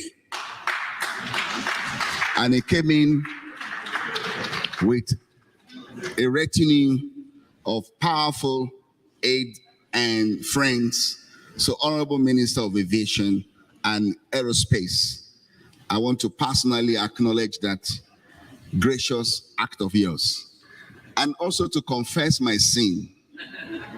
Honorable Minister, I want to confess my sin, that I know that if I had called you earlier, you probably have left. So I deliberately kept you, and thank you for being gracious. And the fact that I know that if I announce to you on time to come out, they all probably will get captivated, and then we might be declining. So I know that after your speech, we'll take Mr. President's speech. We have today, representing His Excellency, the President of the Federal Republic of Nigeria. She's here in two capacities, but let me do that introduction so that after the speech of the Minister of Aviation, I would not need to come up here again. It's an honor to have with us the Honorable Minister of Industry, Trade and Investment. This lady of honor is the one that Mr. President has assigned to take Nigeria to the next level in terms of bringing investment into Nigeria. And I know she's done this before. She will do it again. I thought you should be clapping. I'm talking of Dr. Doris Uzoka Anete. Dr. Anete, we are very glad to have you, and may God help you in this assignment. All right, having said this now, I have the authority of Mr. President, as ably represented by Minister of Industry, to request everybody standing to sit down now. Please, everybody by the coffee side, come back to your seat. Come back. We are now at the very juicy side of this event, and we cannot afford that you distract anybody. So please let there be silence in the hall and let everybody come to their seat. Coffee break is suspended again. Thank you so much. We're going to be taking the statement of the two ministers, and that wraps up our event for today. We go into exhibition. But let me say that after that, I'll be inviting everyone that I've spoken to come forward here for photograph session, and they will be taking that photograph with the visionaries of this event. Please welcome, however you call the name, whether Odorogun or Olorogun, it stands for power, it stands for authority, it stands for intelligence, it stands for friendliness, and it is an honor to bring the distinguished Honorable Minister of Aviation and Aerospace. Welcome, Sir Festus Keyamo. Keep clapping. Thank you so much.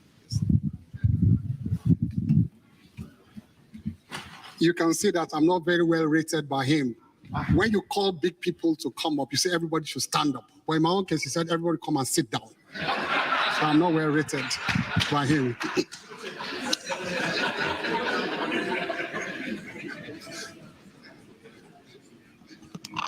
Mr. President of the Federal Republic of Nigeria, here represented by my sister, the Honorable Minister of Trade and Investment,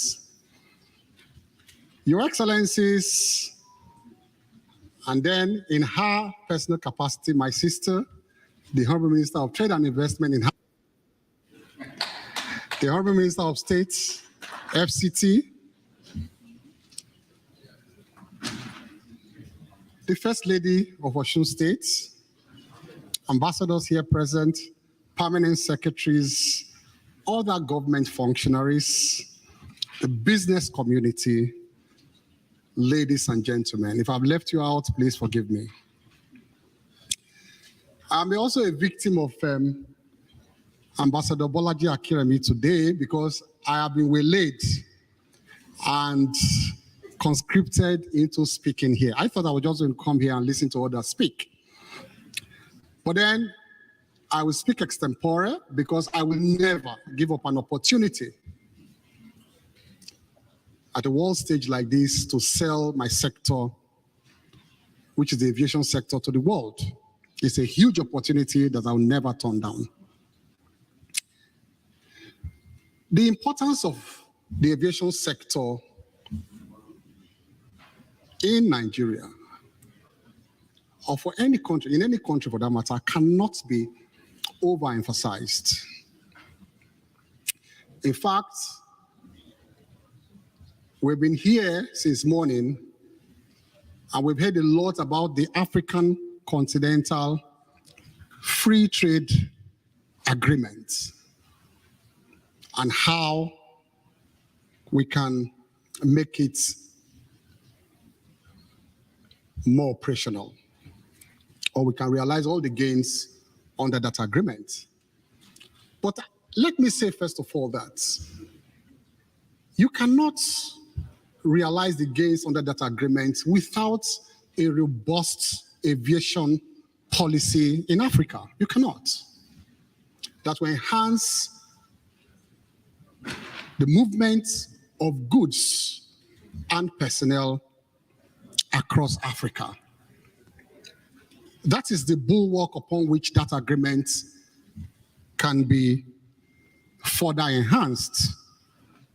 So first of all, we need to promote that robust African aviation policy.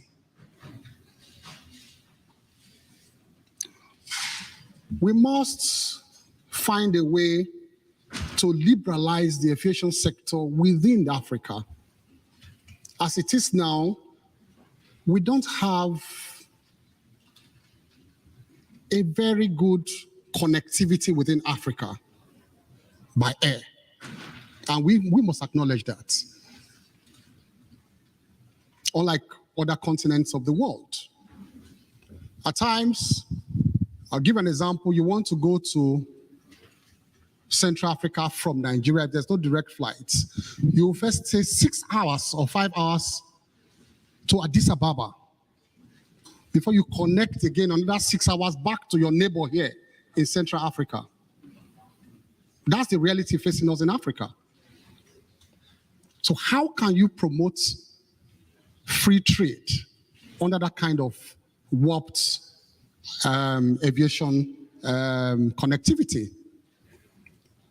In Africa today, we also have very poor rail and road connectivity between the countries. And why do I mention this? I mention this because the lowest hanging fruit by which you can quickly connect Africa before we begin to think of trains across Africa like we have in Europe is the aviation sector. The airports are there. The traffic is there. The airlines are there. Why do we have poor connectivity between major African capitals? Why? So it is for us as Africans to first of all come together and promote a very robust African aviation sector before we can even talk about promoting the continental free trade between African countries. And so, having been graciously appointed by the as the Minister of Aviation of the greatest and the biggest Black nation on earth,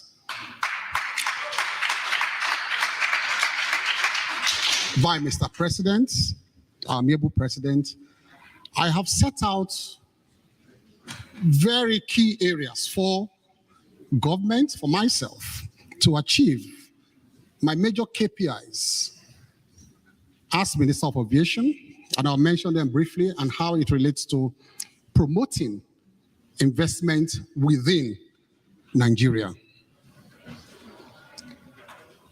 First of all, one of my KPIs would be that we want to ensure strict compliance with safety regulations within the sector. My job is to supervise those agencies that are responsible for safety in the skies. The second one would be to support the growth and sustenance of local operators within Nigeria, the local businesses. Without them, there won't be no aviation sector.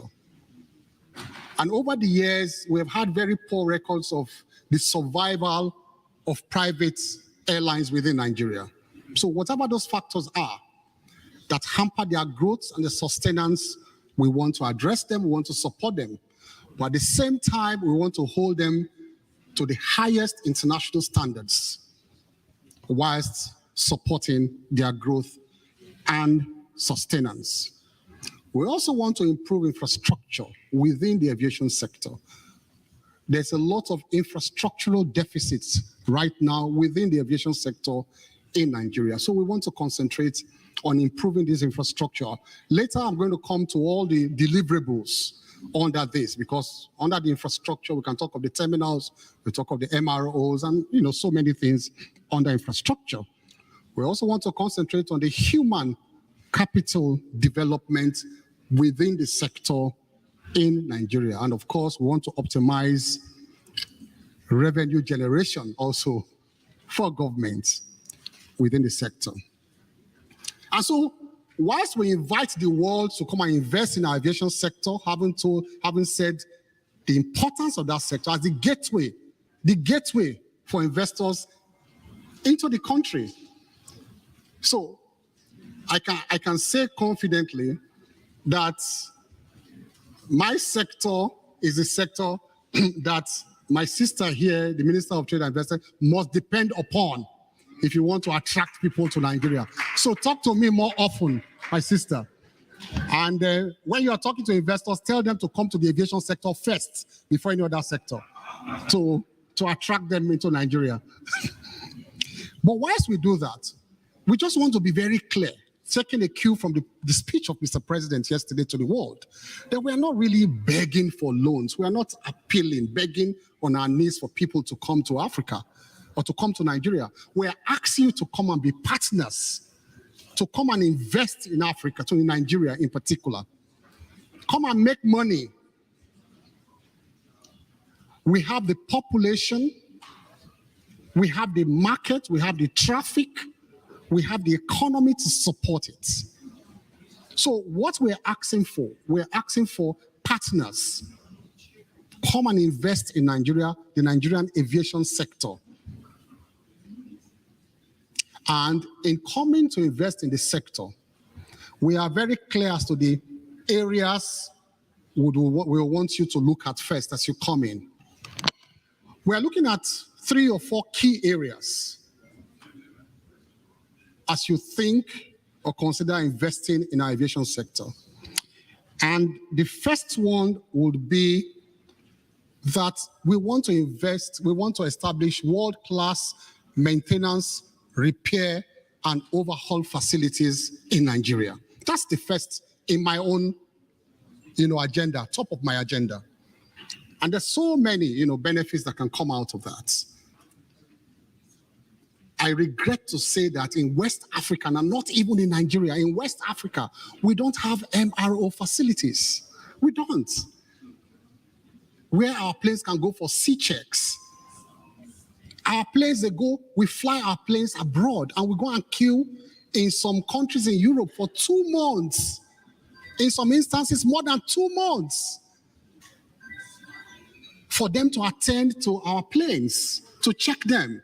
The normal, routine checks. And in so doing, we have to source for the scarce foreign that we don't have, foreign exchange, to pay for these services. Because everything in the aviation sector, from the boats you buy and everything, 95% is foreign exchange. It's only 5% we source for local currency to pay for, catering and local staff and all of that. So why do we have to put more pressure on our scarce foreign exchange by taking our planes out?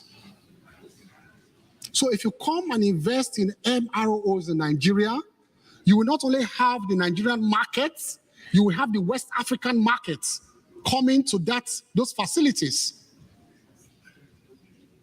for C checks and routine maintenance of aircrafts. And we have enough of them in Nigeria to sustain those facilities. So we're inviting you to come and invest in MROs in Nigeria. You will get your money back in no time. We're also looking at aircraft leasing, the details of which we cannot work out here, but some kind of arrangement, and that's part of the roadmap we have drawn over the years, but some kind of arrangement where we can bring in brand new planes into Nigeria, or very good aircrafts for that matter, and then further lease them to the local operators at very good, on very good terms. It's difficult to get those facilities within Nigeria now because of the very high interest rates for banks. So I will also beg my sister to look at that before we invite the world to come in to Nigeria. So we're looking at that area. Aircraft leasing. We want to establish very good aircraft leasing companies to aid our local operators to get access to planes. I mean, you won't believe now that in Nigeria at times, people are looking for tickets. They're looking for flights to even go within Nigeria. They're not getting flights. That's to tell you the kind of traffic. It's just there. The market is just there for you to come and grab the market. It's a huge population, 240 million people. Once we have more aircrafts, we have more people flying. And guess what? We have functional airports in Nigeria, close to 30 functional airports. You don't have that anywhere in Africa. You don't.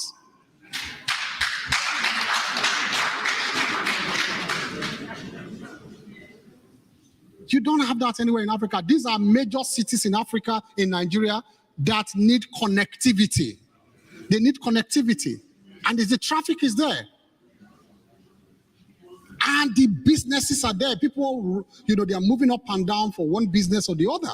It's a huge market. So please, we need aircrafts to come and service these routes within Nigeria. Bring your money. Bring your money. You won't regret it. I will supervise the investment of those monies in the aviation sector. I will.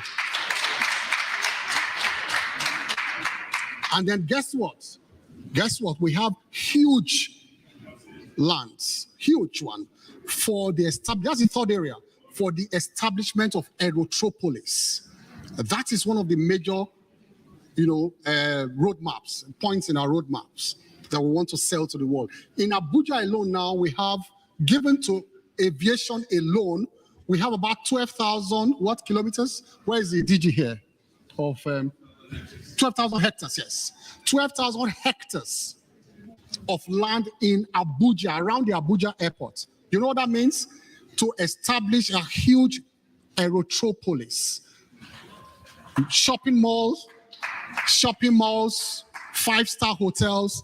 A university is also coming up within that plan.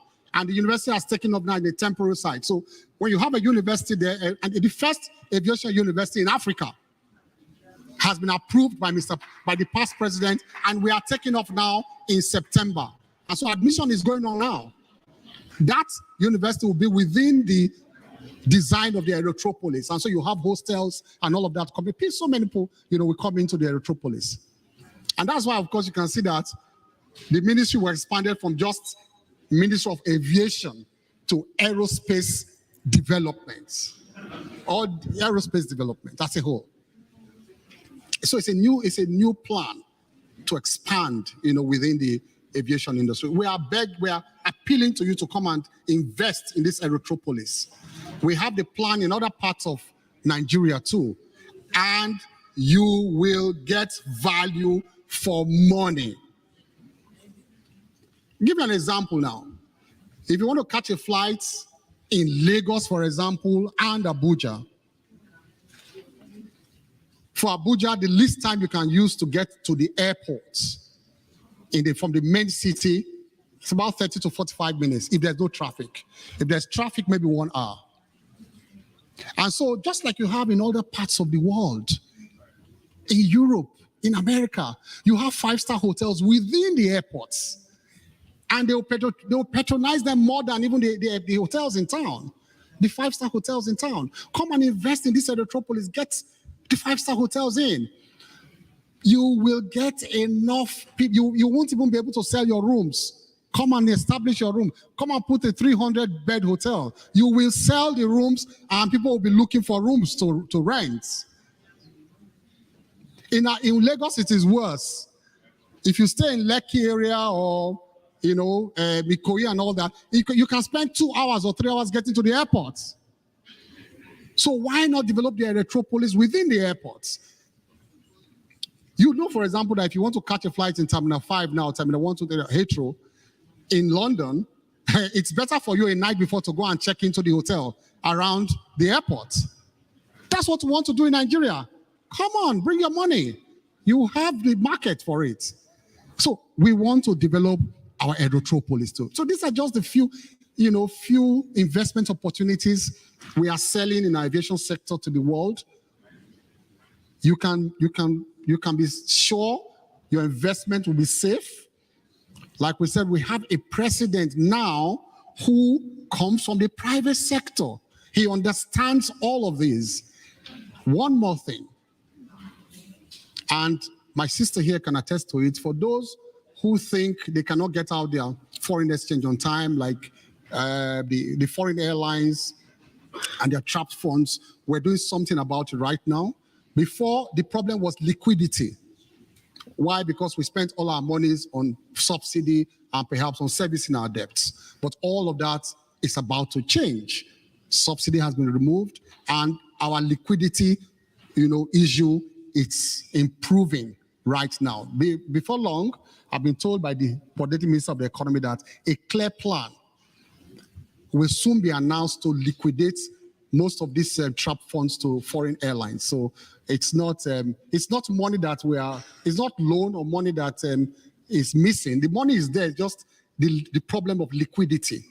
And we are addressing those problems right now. So these are my few comments.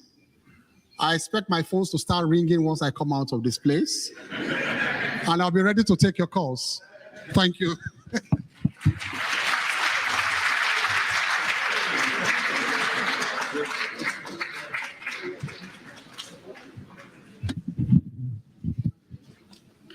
Thank you so much, Olorogun. This is awesome. Your KPI are so exciting and very supersonic, and we look forward to you implementing them. Allow me to say that the Honorable Minister came with the Director General of the Nigeria Civil Aviation Authority, Dr. Nuhu Musa. Doctor, it's a great honor that you are in the team of the Honorable Minister. And a private sector operator in that sector, Mr. Emmanuel Egbo, is the CEO of Advonix Security and Technology Nigeria Limited. It's also in the house. Mr. Egbo, where are you? Okay. That's just to tell you that our airports are very secure and they're doing very well. Thank you so much. Mr. Ade Adefeko is of Nasima and also of Olam Agric. Can we see your gray beards? Thank you so much.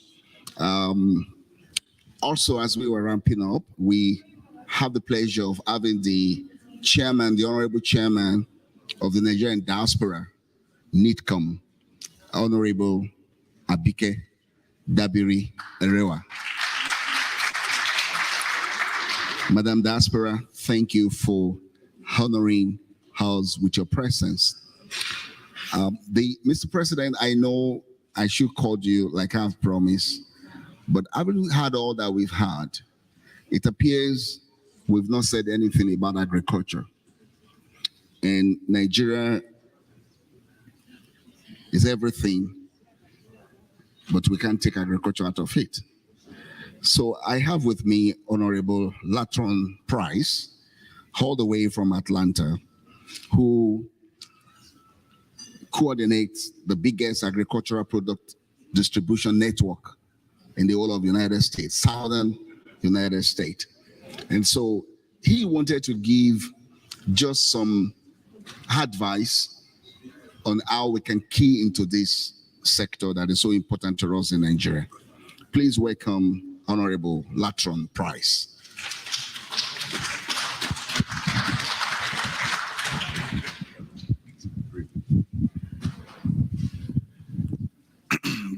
Greetings. All the protocols are in place, and so grateful to be here amongst you all. Baba Tunde, just wonderful contact that has reached to people all over the world, particularly out the U.S., to come here. Again, my name is Latron Price. I'm based in Atlanta, Georgia, and we have several businesses in Georgia that work with Nigerian producers. We currently import from Nigeria Bissap, or we call it hibiscus. We do multiple container loads, average 10 container loads plus per month. We bring in ginger and turmeric.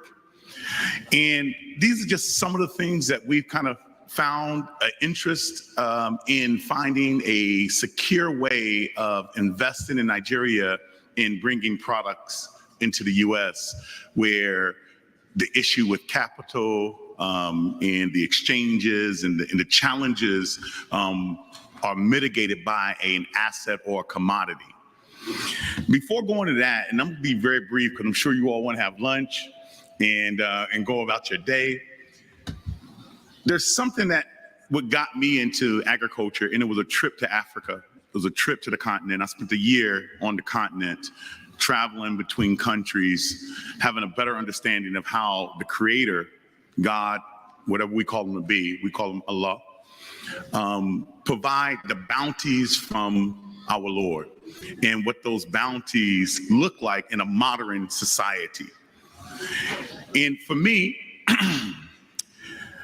I had found that the Creator produces all this for free.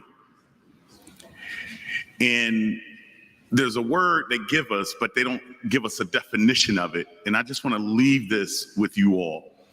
And this word they say is economics. And the word economic is eco, the environment. Economics is a household accounting. So we look at this space of economics, or the environment that we're accounting for, be it the leather, or be it the cotton, or be it the cocoa. And then these products end up in our great malls, or in our, in Atlanta, we have a place called Phipps Plaza. And Phipps Plaza has Gucci and Nike and Prada and these high-end stores. Yet this cotton that's produced is just transformed into these various modalities and uses. So one of the things that we realized when I was in Africa, particularly in Nigeria, I went to Benin City, and I looked at a couple of cocoa farms there. And when we were there, it was like a lightning rod of knowledge that when I'm talking to Hershey's, I'm talking to these companies that produce these products, they're getting this product at a very marginal cost. Yet the innovation of the mind in the form of a usable product is what creates this enormous economy. So we decided we should do it ourselves. In Atlanta, I just heard Baba Tunde saying he's coming to Atlanta. We decided that we wanted to acquire assets. So in Atlanta, we own large warehouses. One of our warehouses is 137,000 square feet. In that warehouse, we process the Bissap as well into packages for Costco's and Whole Foods and these types of companies. We also have cold storage warehouses. Cold storage is a extremely valuable asset to the food and supply chain. And we had looked at investing in the cold storage in Nigeria. We ran into some complications when it came to power and the cost of the power. And so that was a barrier for us, and it still hadn't been addressed. But what we did do is we actually bought what's called the panels. These panels are 6-inch panels. We have those. We have the racks. We bought all the assets. It was just a matter of finding a solution to power that could run large wattage for cold storage. I do know for certain that the barriers between the Western economies and the economies of my people is based on assets and capacity amongst us. That's something that Atlanta has really been real useful to me. From the mayor, we have a great mayor in the city of Atlanta, Andre Dickens. We have tremendous investment. I mean, when I say I'm gonna be very communal, these are brothers and sisters, okay? These folks in Atlanta have found ways to work in America, in the US, with our political relationships and our capacity to find opportunities we have resources, we have capacity, we have scenarios where if we make an investment, we do want to be protected. You don't want to make an investment and you don't have any legal rights and you lose money, but we have the capacity to make the investments. One other thing that I want to just kind of briefly share and wrap this up is that when we host this conference in Atlanta, I encourage the conversation to be very direct. You give me this, I give you that. When it's that simple and it's very clear what the relationship is, it's very easy for folks to say, hey, you know what, let's go. It's not a very difficult, complex matter. I know it's a bunch of pomp and circumstances and we go through the whole thing of these events and what have you, but at the end of the day, what I'm here to do, one, is to be an advocate for our community. That's one. I love my people. And then two, find ways to build legacy when it comes to investment in production and progress. One final thing. Okay. Yes. Yeah. One final thing.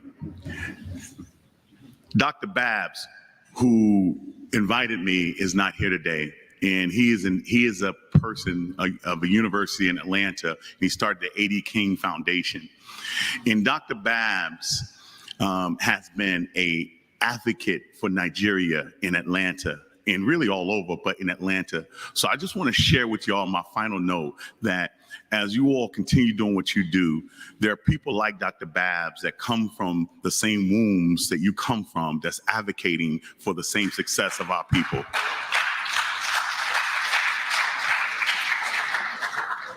Thank you so much.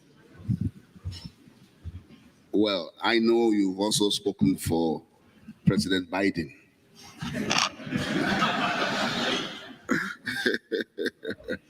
Thank you so much. He's spoken also for the mayor of New York, and you have also spoken for the mayor of Houston, where there are over almost 130,000 Nigerians living in that sector, in that section of America.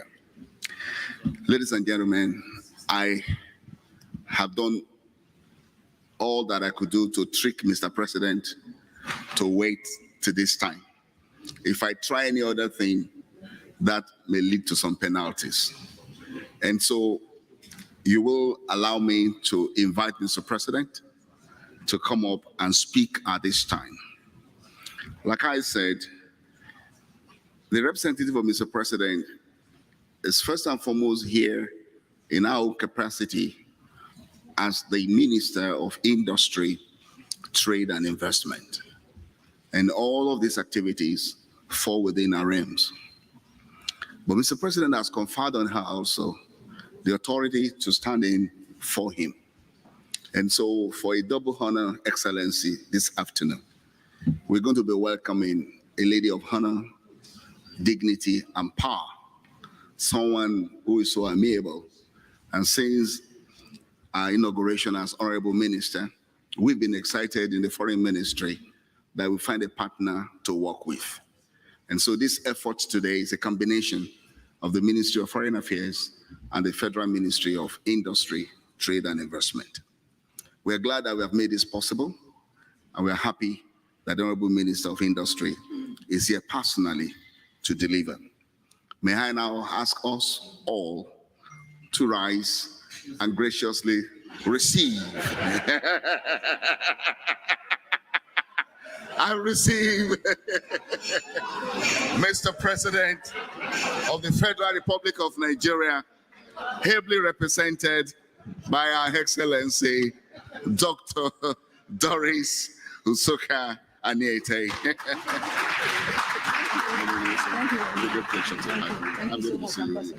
Thank you. Yes. Good afternoon, everyone. Please have your seats. I know. To be honest, I'm blushing. It actually feels very nice to be standing here on behalf of Mr. President and taking that honor. Actually feels very nice. Thank you. So, you know, the difference is clear. Don't be jealous. I'm sure you'll get your own opportunity very soon. Thank you, everyone. Mr. President would have loved to be here, and he's asked me to convey his apologies. He couldn't make it, but because he holds very dearly the investment community and what you stand for and what we also hope to get from you, he's asked me to represent him. And I feel very honored to be here among distinguished ladies and gentlemen, my fellow colleagues, ministers, First Lady of Osun State, my own sister, the head of the Nigerian diaspora, and my own sister as well, the Senator Ireti, who's just walked out to take a call. Thank you, everyone, for making out time for honoring the invitation to participate at this event. I want to speak to you from the heart in two forms. One, as Nigerians, for those Nigerians who are here, and two, as foreign investors. Nigeria is your home, first of all. There is no other home. If we do not make the effort to develop Nigeria or to contribute to her development, no one else will. Since the inception of the administration, actually, for me, it was the second week of my own inauguration, Mr. President and I went on a trip to India to solicit for foreign investment. We got pledges from foreign investors, foreigners who are not Nigerians. We are also here again in America, just 1 week apart. And we're also getting the same thing. What that tells us is the excitement is there. There is a lot of buzz around the new administration, what we stand for, what we can bring to bear, and all of that. But the missing thing is having that same opportunity being extended to Nigerians, whether you are home or abroad. You're Nigerians, first of all, like I said earlier on.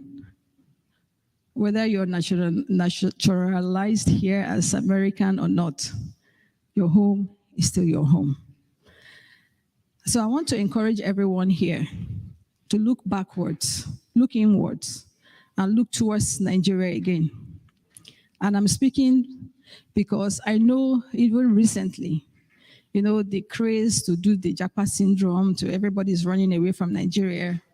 Ah, Nigeria is this, Nigeria is that. Actually, you know, we criticize ourselves even stronger than any other person. We give ourselves little or no room. When we listen to ourselves speak, we think Nigeria is a shithole. We are the ones who do not even like our country as much as other people do.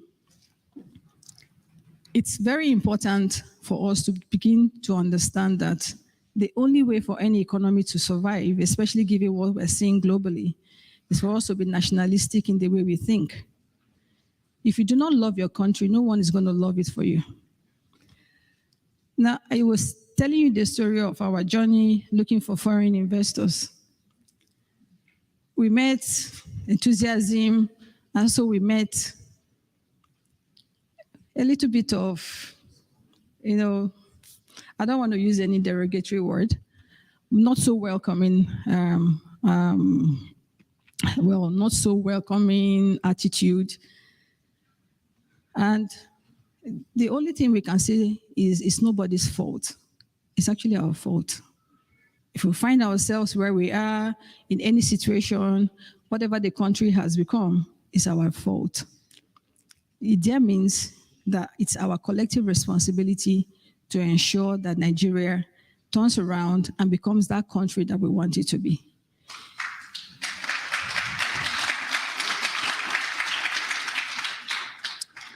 Investment, trade, industry, whatever you call it, it speaks to everything. What we got from, on myself especially, from interacting with all the foreign investors was very simple. If you do not have the platform for anyone to invest in, they won't even come in the first place. Right now, we have serious liquidity crush. I mean, we're here looking for FX. And you know, when you don't have money or you don't have something, that's when people do shakara for you more. And you know, there's also a saying in business and investment, money chases money. It's those who don't need money that money goes to. Those that need money, money will never come to you. So now we need money. It's so difficult to actually convince people that we are investable. And then I look at them sometimes and I say, look, Nigeria is not poor. Do you know the amount of mineral resources that we have in the ground? The amount of human capital potential on ground? Even if you look at the oil and gas sector, we have one of the largest deposits of gas we haven't even started tapping into. Even the oil that we're tapping into, we're just still scratching the surface. There's huge amount of potential that we haven't even started touching. But because you have a small liquidity crunch, you know, it begins to look as if, oh, you're poor. And you know, it's true. In business, the last thing you don't want, the last problem you want to run into in business is not having working capital. So I consider what we have, the situation we have in the country, as not having working capital to operate in the short term, pending when you can turn your assets into liquidity. Because what we have now, we are sitting on huge assets, very illiquid, but how to translate that into liquid assets is where we are. Now, in talking to them, they bring up all the issues, and all of them revolve around the reasons why we even need money. So some people will even tell you, well, you see, if you don't have infrastructure, why should I invest? It's true. But you don't have power. You know, when the cost of doing business is high, you don't have power, you don't have road network, you don't have this. I said, but that's the reason why I'm asking you for money. And it's so embarrassing that at this point in our history, our age, our development, we have to find ourselves in this position. But you know, in every adversity, there are opportunities. There is nothing bad and there's nothing good. Everything depends on how you look at it. For me, I think that if we never got to the point where we are now, we will probably never have the opportunity to be in this room with excitement, anxiety on our faces, looking anxiously at what we can do to improve the lot. This is the time for Africa. It's the time for Nigeria. This is the time for us to actually come together as brothers, sisters, drop whatever it is that we have, whatever attitude, whatever mindset we had before, and come together to go back to our country, to rebuild that country, and to own it. Let me explain what I mean. If we keep on waiting for foreign investors, who are not us foreign investors, but the other foreign investors that we're talking about, you will return home one day, maybe 10 years' time, 5 years' time, and you will not even have land to buy. Because all I have, if I need money, I mean, everybody here knows it. If I need money, I will sell whatever I have to get that money. Right now, we want to sell all our assets because we need money. That is what it is. Going on an investment drive means I am telling you what I have because I want you to come and invest in it. Let's come together and be the ones to invest in it so that we continue to have a home, we continue to have a country, that our children, our grandchildren, great-great-grandchildren will have assets to buy or assets that can support their growth and development that belong to you. If we don't come together, it will never happen. And that's why I said, let me speak to you from the heart so that we understand the imperative of the situation that we have and that we are facing. You are Nigerians. I don't have to stand here and convince you why you should invest in Nigeria. Nigeria, first of all, gave us the opportunity and the platform to even get to where we are today. Whether you ran away because there was adversity, there was no job, it was still an opportunity for you to get out and experience something new. Now you've experienced it. Now you're earning, you're making money. I think this is the time for you to invest back into Nigeria. We are earning a lot. I mean, Nigerians are one of the most educated people in America here. We have the largest population of medical doctors, businessmen, name it. I know the spirit of being a Nigerian because I'm one. We're very prosperous, resilient, persistent. We are bold and audacious. And we like to make decisions in our favor profitably. And we're also very warm and welcoming. If we can actually galvanize all of these qualities and focus it back home, we will do a whole lot. I talked about the liquidity crunch that we're having. If we all decided to send back home, I know a lot of us are sending, I just saw the news before I came up here, that in 2022, we remitted 20.1 billion naira, personal home remittance. I just saw that news. In dollars. Did I say naira?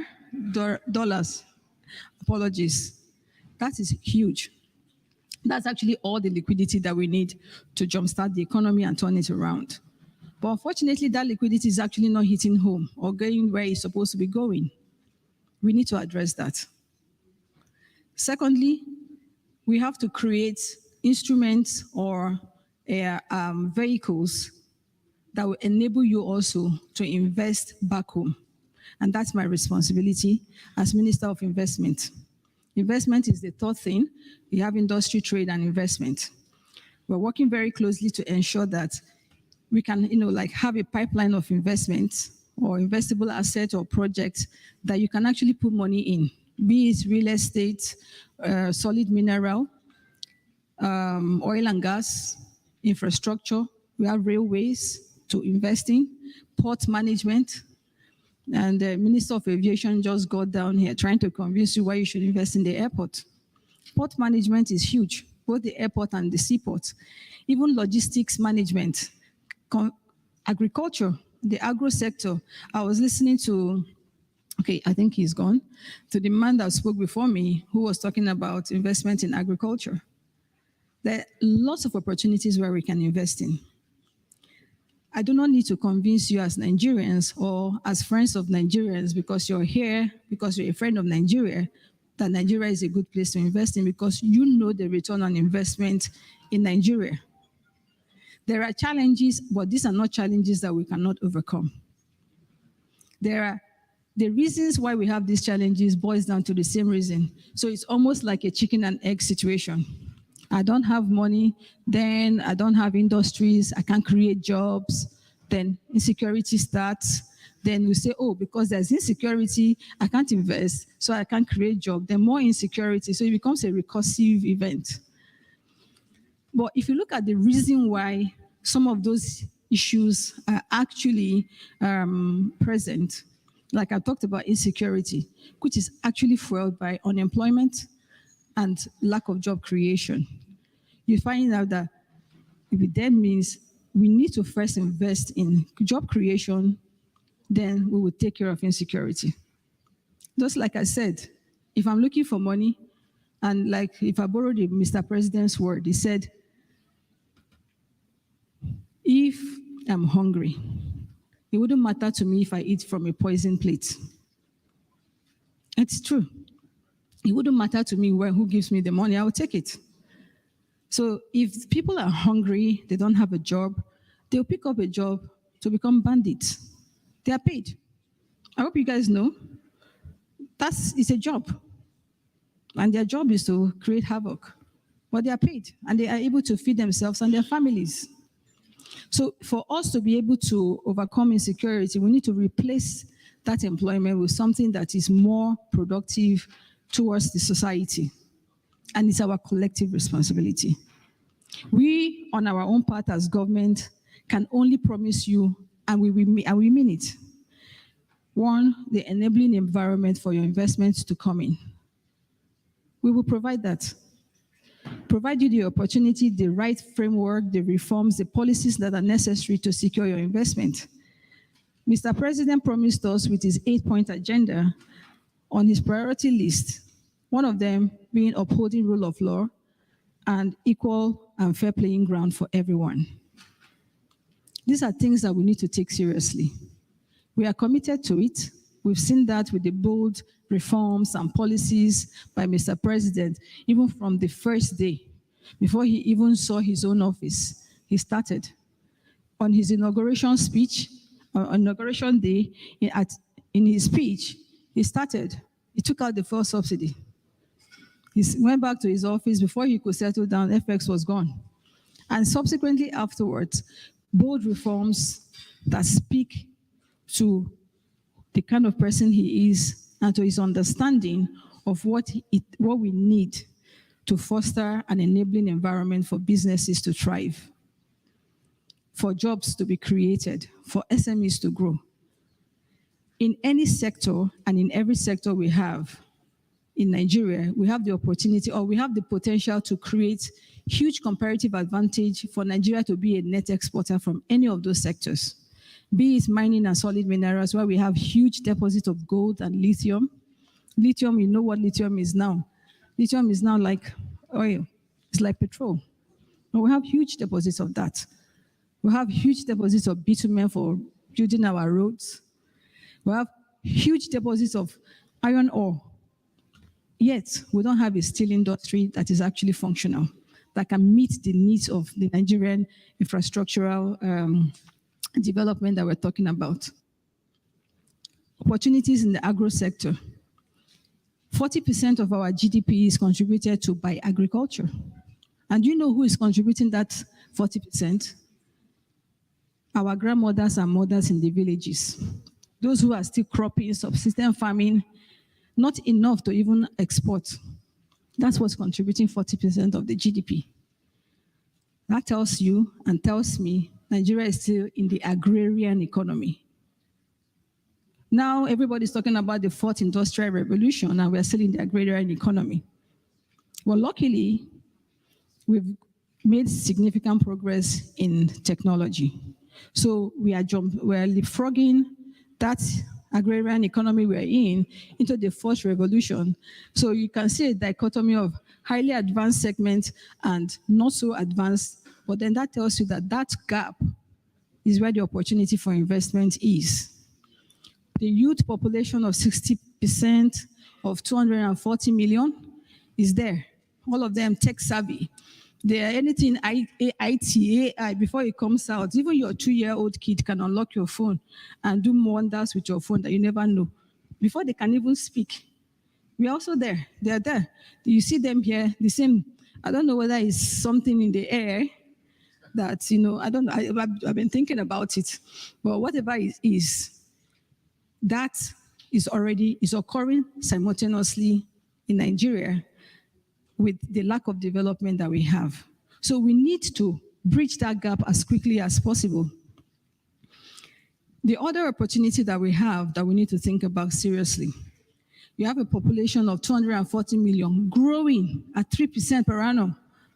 Almost 8 million people coming out every year. In 8 years, okay, let me say 7 years, 1 year is gone, 56 million. New births, new children coming out, and yet we can't feed ourselves. Are we sufficient enough to produce rice? While you're here, you know. We don't have enough food to even feed ourselves. This is the reason why food security is priority on the agenda of Mr. President. Do we have enough healthcare? No. We're sitting down here and we are happy to read news. They have gone on strike again. No. Thank God I have come out. The schools are on strike. medical doctors are on strike, no healthcare, no education. It cannot be a thing of joy. That's the reason why I said, for us to grow, we must first think about Nigeria before ourselves. Because if we keep thinking, thank God I don't come out. To be honest, I've also, at so many points in my life, considered running away. But for one reason or the other, I stay behind. One reason, I didn't know I would get here today. Getting here today is just symbolism. It's a symbol of something that if you can persevere, you can also get somewhere. It doesn't have to be this job.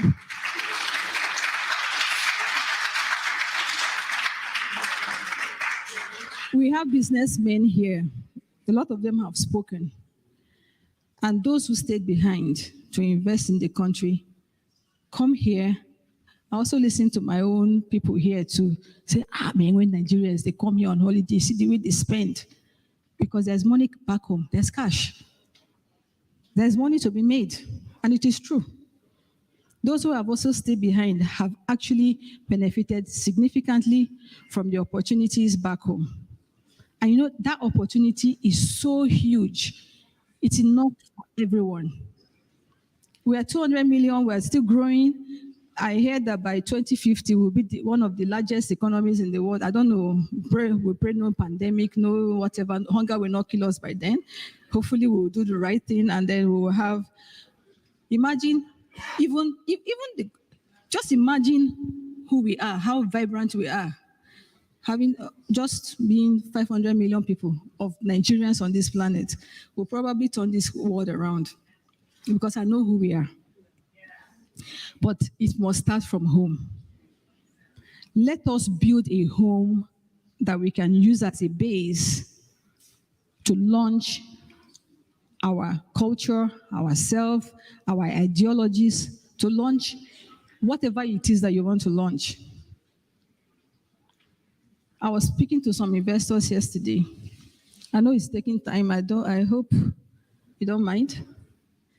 And you know, the guy came to me and said, you know, I'm a private equity guy, and I have people back home who have this amount of money. I have access to it. They want to invest in America. But is there any investment you have in Nigeria so I can keep that money back home? Because I even want to bring people from here back home. And that's the mindset I am beginning to see. And that's the mindset we need to begin to cultivate. We all want to buy houses here so that we can have citizenship in America.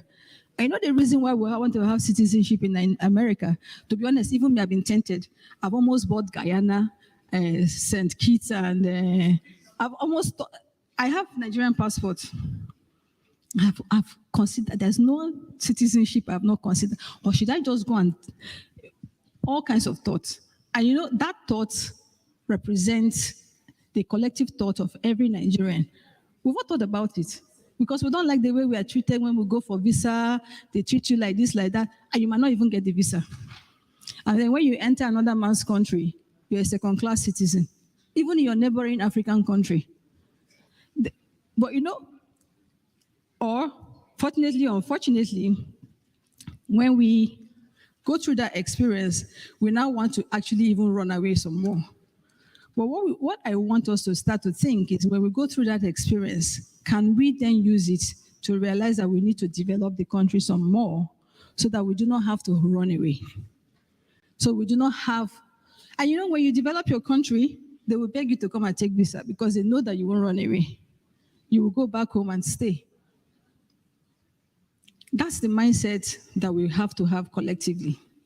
When you grow your country, you will attract more investment. There are some things we may not have the capacity to do as a people.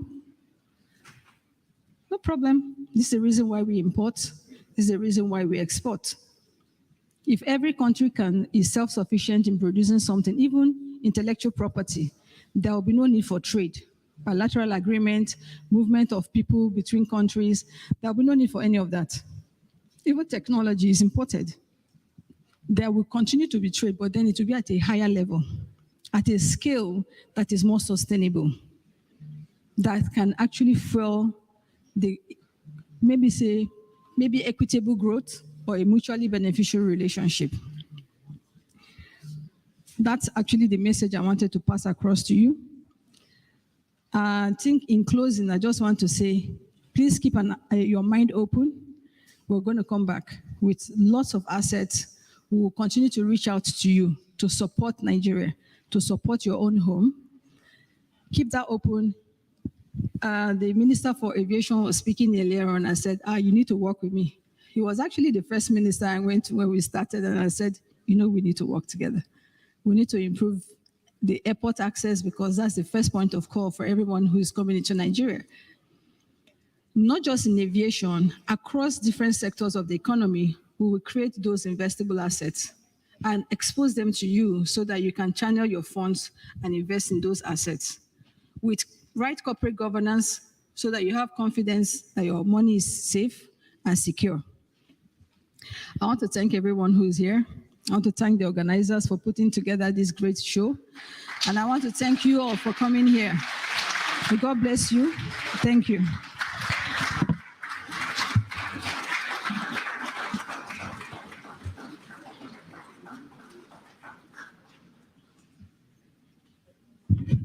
Thank you, Mr. President. Thank you, Honorable Minister. Now we're going to have the photograph.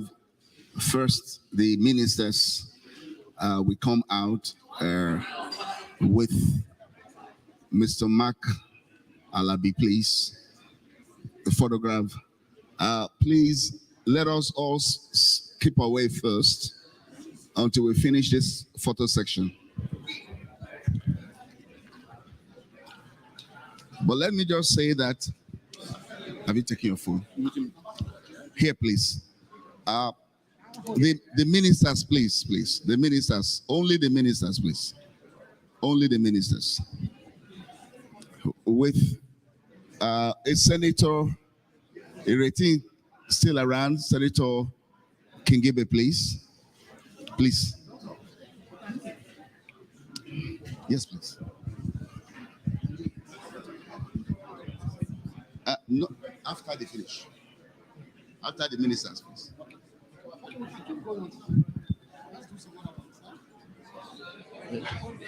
Okay. Yes, with the organizers. Where is the Consul General, please?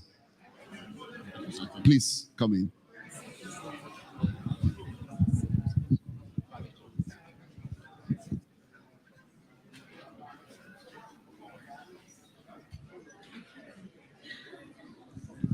Okay.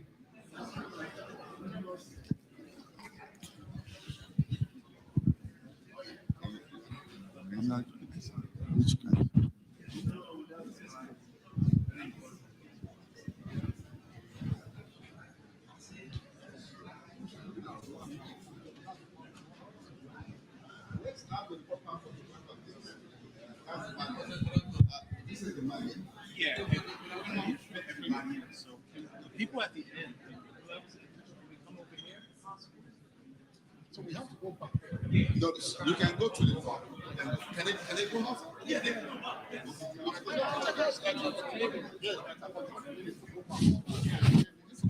Okay, then you have to move back to give. Yes.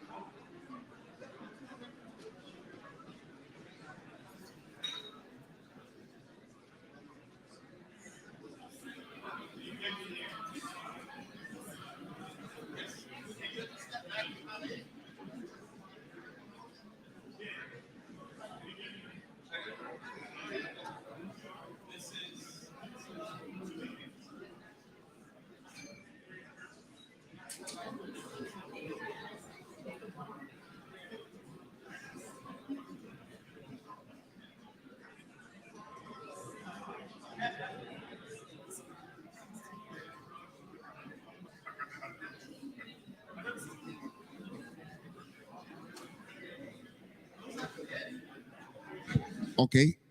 Thank you so much, Honorable Ministers. Now, let me announce that the session is not over yet. The event is not over.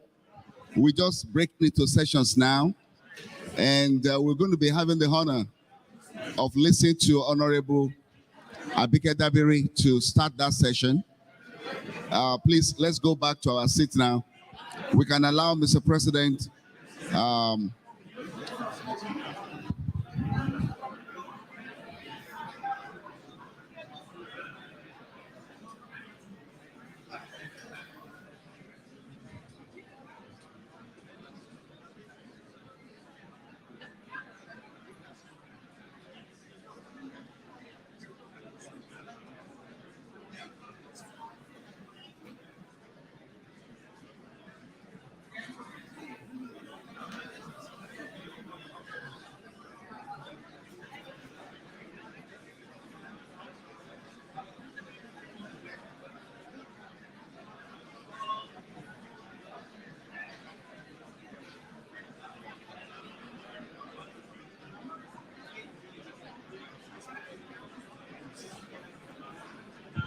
I'm going to bring up now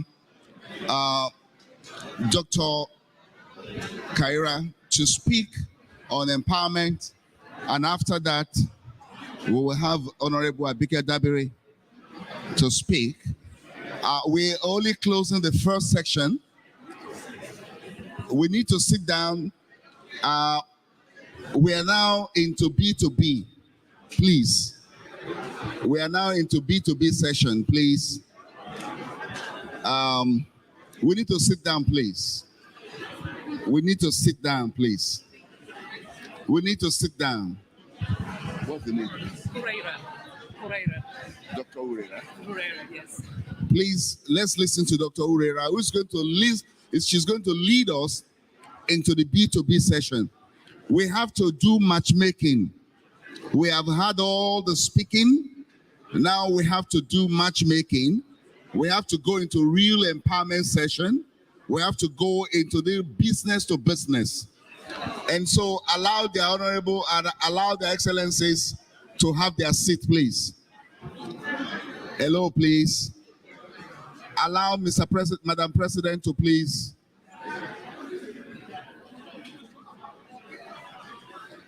Dr. Ureira, please, you have the microphone. Okay. Is this one working here? This one? Yeah. Okay. You just continue. Okay. Hello, everybody.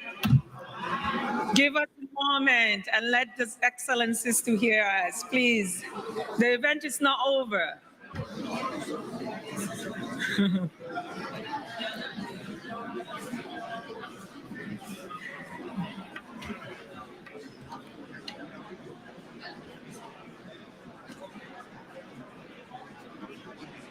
Please have a seat.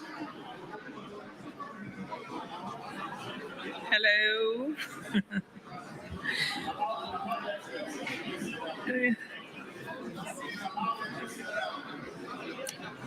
Please sit down, excellencies.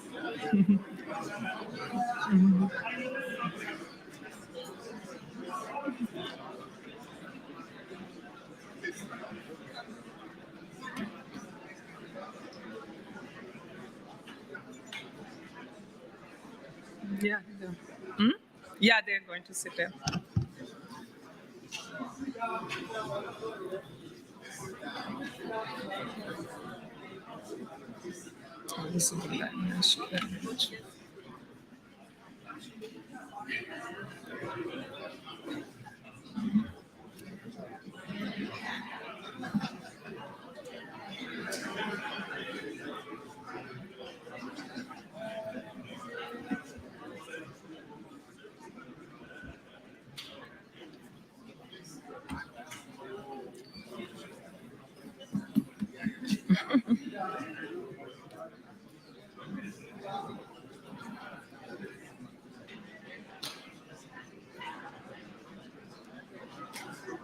Yeah, they have to sit down. Yeah, you need to let them sit down.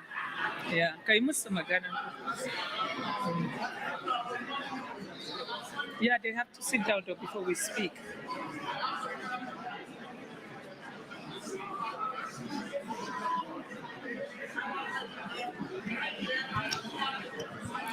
Ladies and gentlemen, please have a seat. We are not done.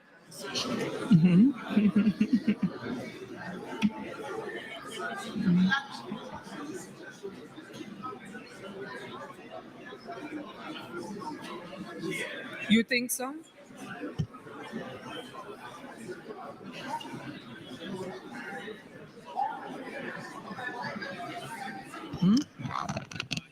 Good afternoon, ladies and gentlemen. As you all are aware that the event is not over yet and we are still in session, please kindly take your seats and let's continue with the event, please. Thank you very much for understanding.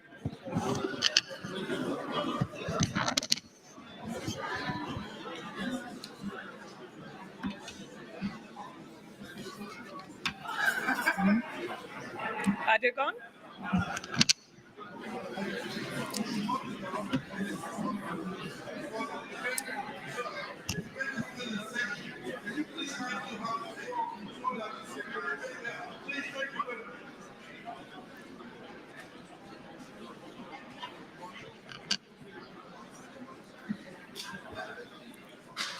Please kindly have your seats, please. The event is still in session, please, so we can continue. Thank you for the cooperation.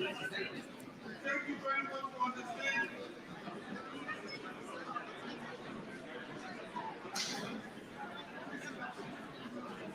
Ambassador. I don't even know. Hello, good afternoon, everyone. Can you please take a seat?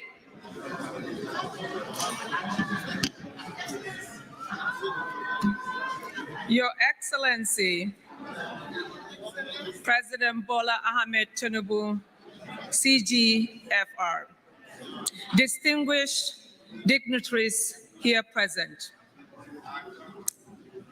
May I stand on the already established protocols. Good afternoon and welcome to New York, the city that never sleeps. Our president, leader of our proud nation of Nigeria, the great giant African country. We're extremely happy to have you. Well, we're talking of investment. There's no only place to invest like Nigeria. I'll tell you a little bit about myself. I've been in the US for 30 years. 5 years ago, mentoring young people on Facebook and social media, I found out Nigerian young women and youth are hungry to do so much. They're talented. They are hard workers. And they can speak English. So you don't have to worry about trying to translate your information, and whatever they be asked to learn, they can do it.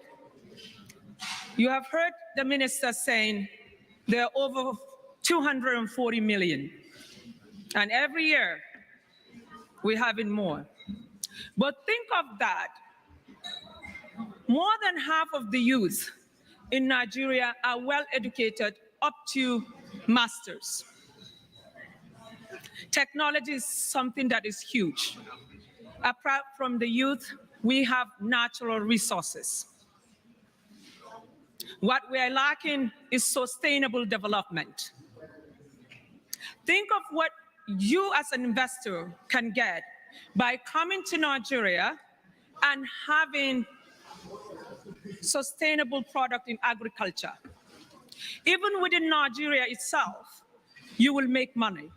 Within Africa, you make money. And if you think of the diasporas, Nigeria is the most. And if you think of people that are making an income, are Nigerians here in the US. If you want to confirm that, read the book, The Greeks. We are one of the most established immigrants in America. And how did that come from?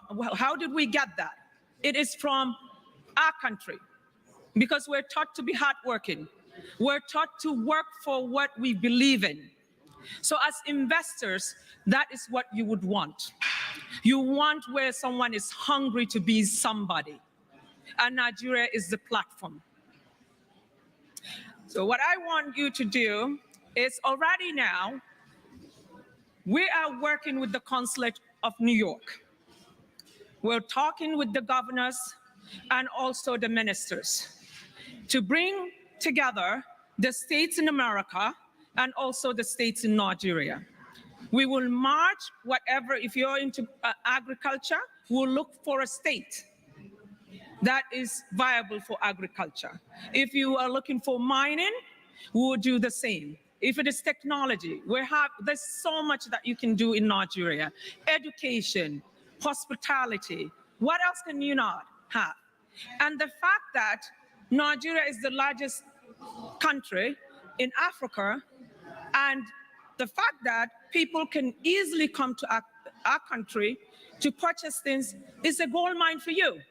Because if you create that factory, you can easily sell your product to neighboring countries.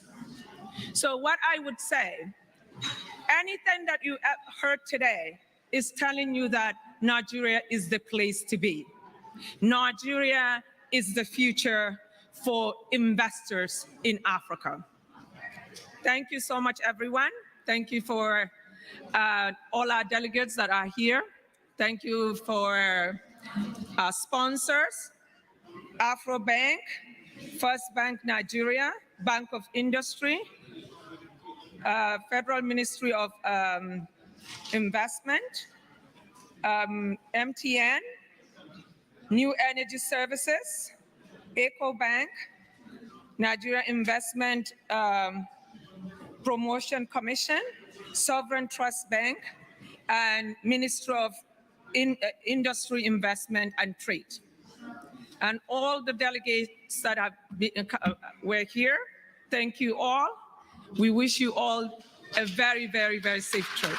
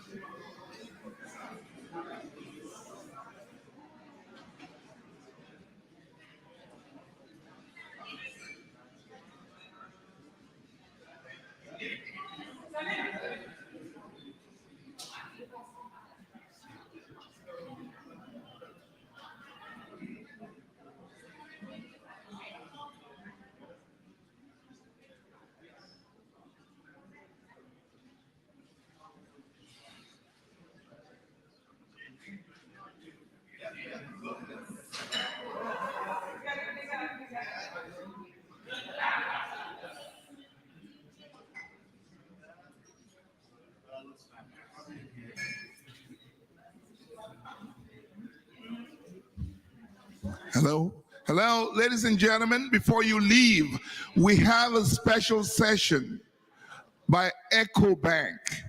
All those who plan to build houses in Africa,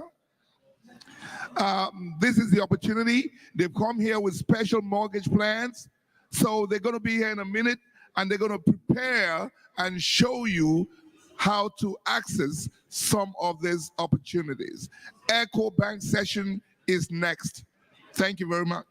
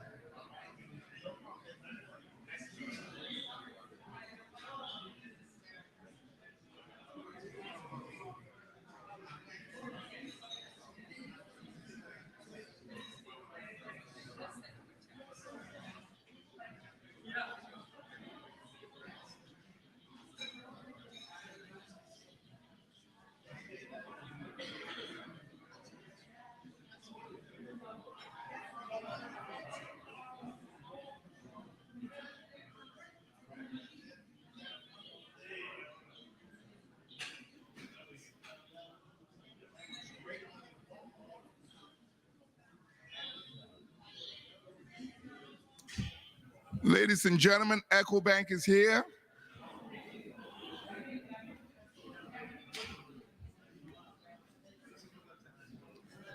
We got to do it now. You want to do only one day?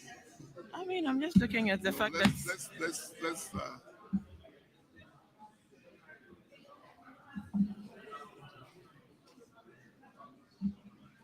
what do you say? Everybody's gone, so who are we presenting to? Mhm. It could be okay to do that tomorrow, not today. So tomorrow you should put that on the program. Should be better.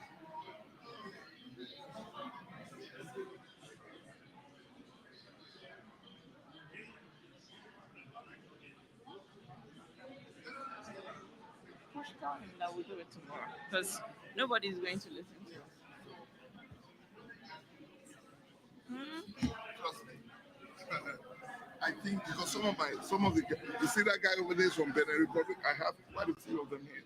So Because my other concern was that well, it's fine if you're able to get them today, fine. Otherwise, we just do it tomorrow. it depends on you.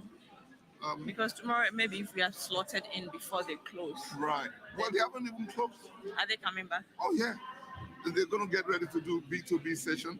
Abike Dabiri is coming back to speak. It's just the ministers. Once the ministers leave, people leave with the ministers, then they come back. Okay.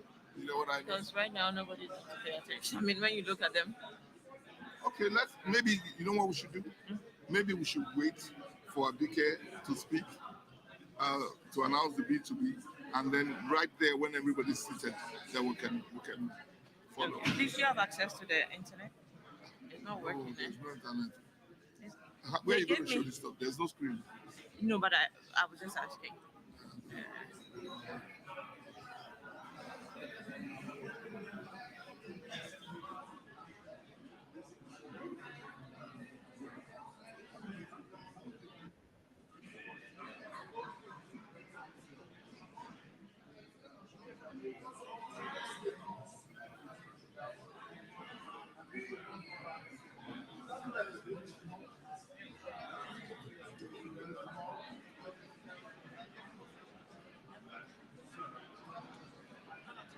That's what 20 was doing. I guess we better wait tomorrow. Yeah.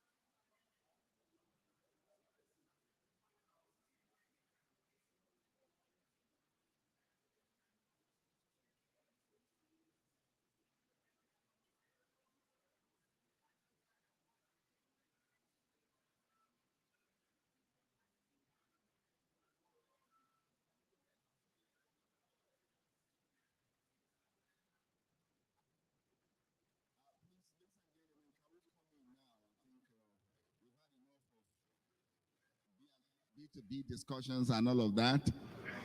EcoBank wants to make presentation now, please. Could you help me echo it that all other people should come in? Please come in, everybody, please. Come in, come in.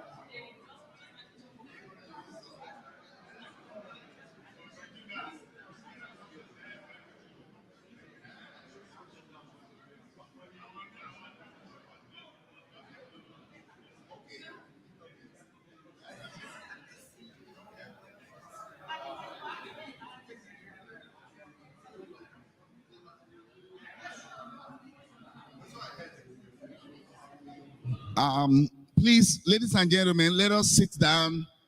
The session should have started before now, and the Minister of Aviation is still very much around.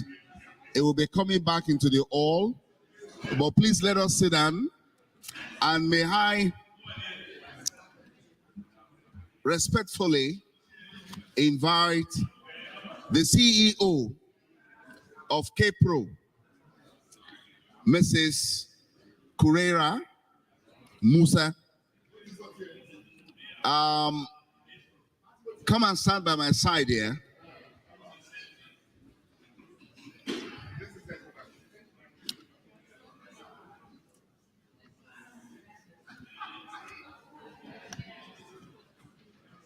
While EcoBank is coming to the pulpit, I mean to the top table.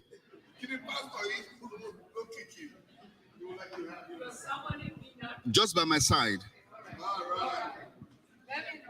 EcoBank, you are taking over my seat. This is your seat here.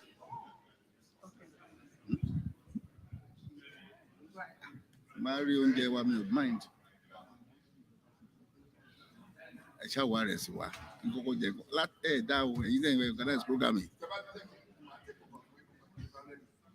Okay. And my pleasure to also bring to the podium Actually, I don't know why I've been running this thing alone. Ah, I should have see me too. invited her by my side since. Ah, really? It's my pleasure to let you know that this distinguished lady has been doing great jobs, and we need to acknowledge her. Madam Carrera Musa, full of ideas and wonderful. I just want to publicly acknowledge you Thank you, sir. and say that I'm sorry that I haven't brought you to my side since we started. No worries. You should have I'm been here. by my side. After you get the Gary and Ebano, that will be okay. Okay, now she's bringing the cat out of the box now. She has this idea of bringing Nigerian Gary, It's true. and we need that, okay? But thank you for what you're doing. Thank you, sir. God Thank you bless. for the opportunity. Another round of applause, please.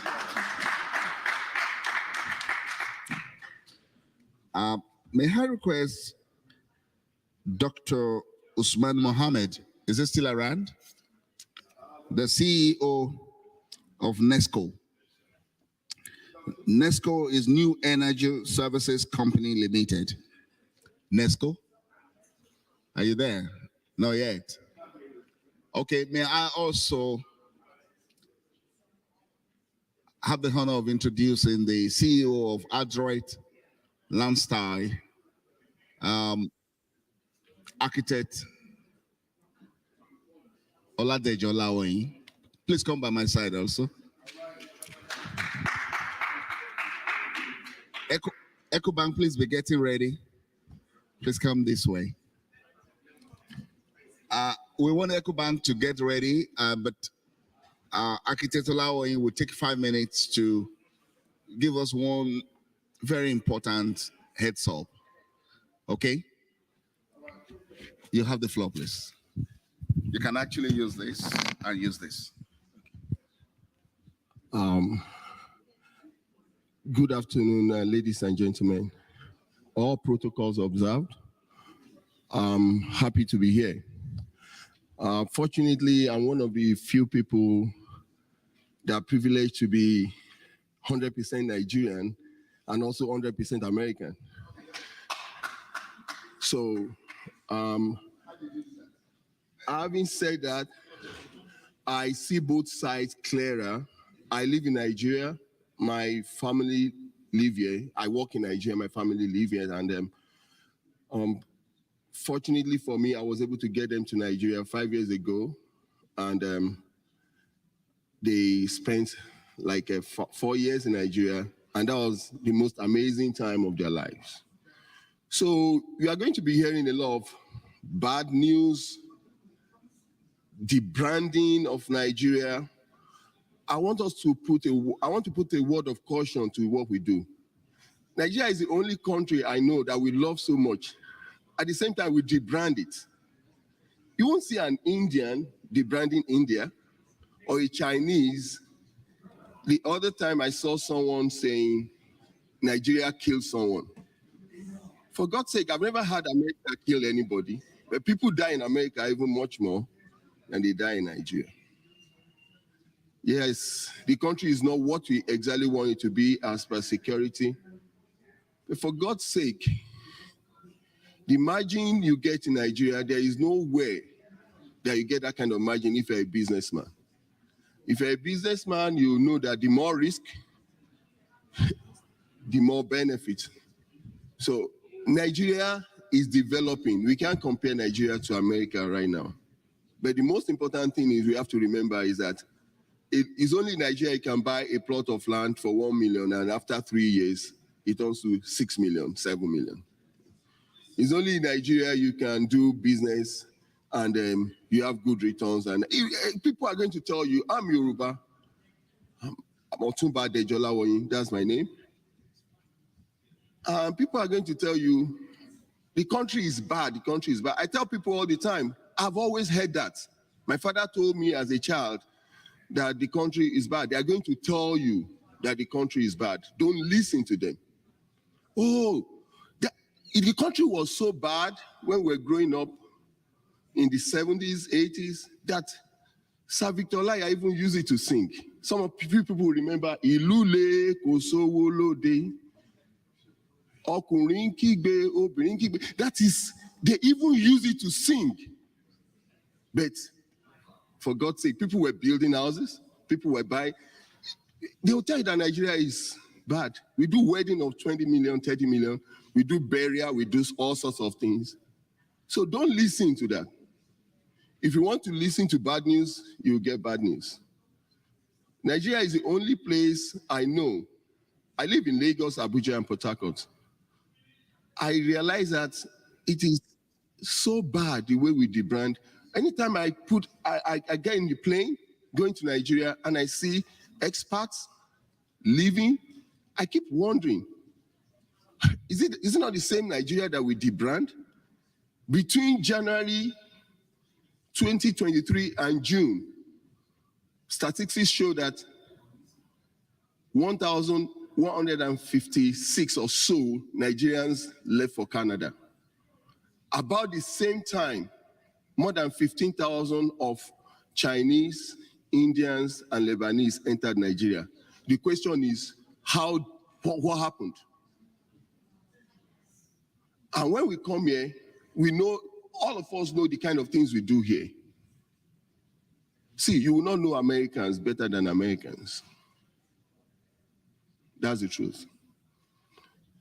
There is much, we are asking for more in Nigeria. There should be better security. I want to farm, I want to do a lot of things. I want better security, but it's not as bad as we portray. You see, what this our WhatsApp will do, bad news goes round the diaspora much more than any other thing. People go to school in America and they don't come back. They go to mall, they don't come back. There is no mass shooting in Nigeria. But everything that we hear about Nigeria is bad news. The fintech industry, the AI industry in Nigeria, people, a lot of millionaires in dollars, young adults making money in Nigeria. My son went to school in Nigeria for 4 years. He was an average student in Texas. But he came back here to be one of the best students. He got scholarship of up to $80,000 and in the University of Notre Dame and reading aerospace engineering. Who does that? The quality of education in Nigeria. There are so many things you have to understand. But if you are scared, you'll never really see what Nigeria. And now we have a new president, which I'm very sure, with all what we can see, is going to turn things around. So let us join hands and make sure that we stop debranding Nigeria to make sure that we have a better country. Thank you very much. Thank you very much. First of all, I want to say thank you, everybody, for coming back in. We thought it was all over, but we were able to come back. EcoBank, ladies and gentlemen, are part investors in this event. They started out with Africa Expo and were the very first to support Africa Expo initiative.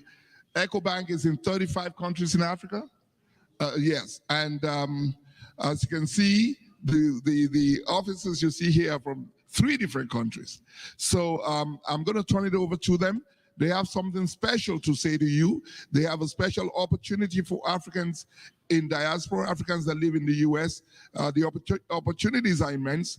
That's why I've asked them to please make a presentation. Thank you very much. Thank you. Thank you very much, Tony, and thank you all for being here for today's program.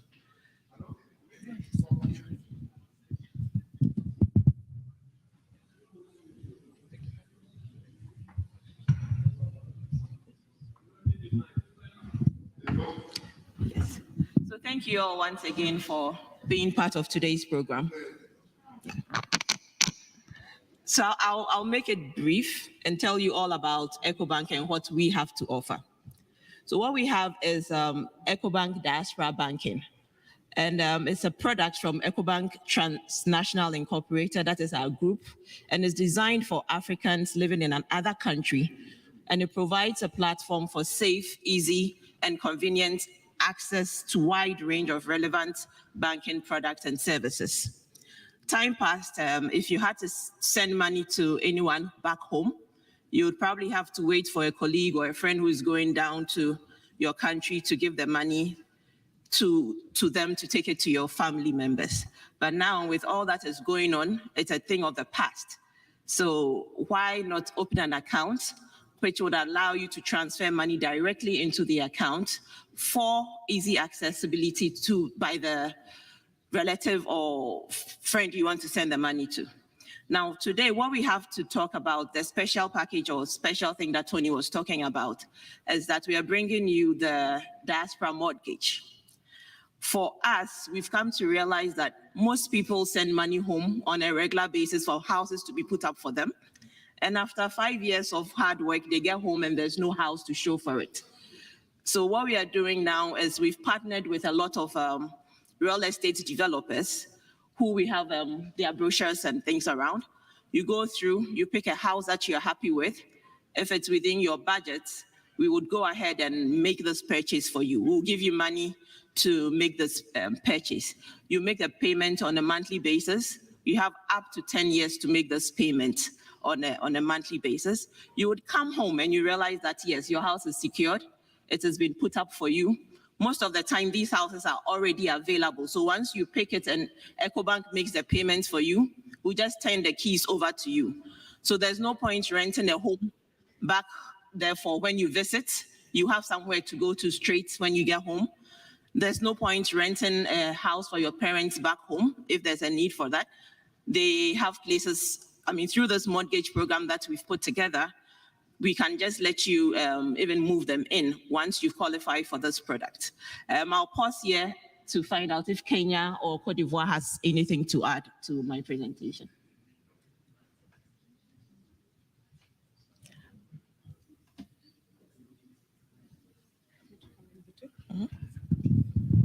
Okay, I think just to add on what she has presented, in Kenya for mortgages, we push up to between 20 to 25 years. So you have a very long period of time to repay, and the amount you pay then is very small, not heavy. And again, we also allow those who come from other countries to also buy homes in Kenya, and you pay in Kenya shilling, or if you choose to pay in dollars, that is also allowed. So for example, if you are from Nigeria and you are interested in a property in Kenya, that we can do for you. I like what she has said. If you look at the current situation most people who work in diaspora go through, you send money to the relatives back at home to buy that property. And 15 or 10 years down the line, you arrive there and you find there's no house. So actually, if you do it through the bank, we'll do the due diligence for you. We'll be very sure that the property you're buying has your interest and the interest of the bank. And for that reason, the likelihood that you are most likely going to lose that property is not there. We also have private banking. We have wealth products that includes the bonds, if you are interested. And we also have a banker. We call it bank assurance. That is for insurance cover. You can do it for your parents as much as you are working abroad. And just buy a cover for your parents who are at home. So medically, they are covered. Property-wise, if there's a property that your parents is holding back at home, or your son or yourself, you get it covered. So that is a portion I would want to add on what Nanaya said. And I come from Kenya. Thank you. It was the same. I just wanted to speak in French. I thought you don't Yes. Okay, so there is some French-speaking person in the room. He's asking if there are any French-speaking reps from us. No. Okay. So we don't need to translate. Okay. Thank you, sir.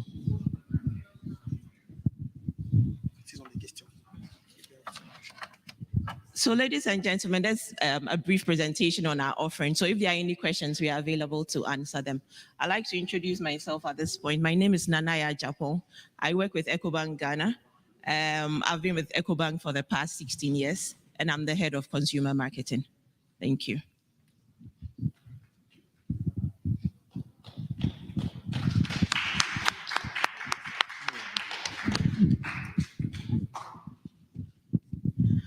Up to this point, is there any question for us?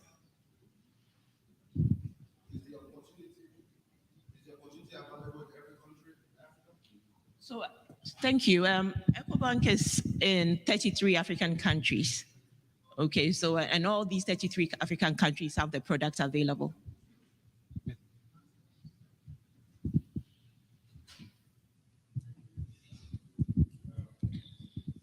Yes, sir.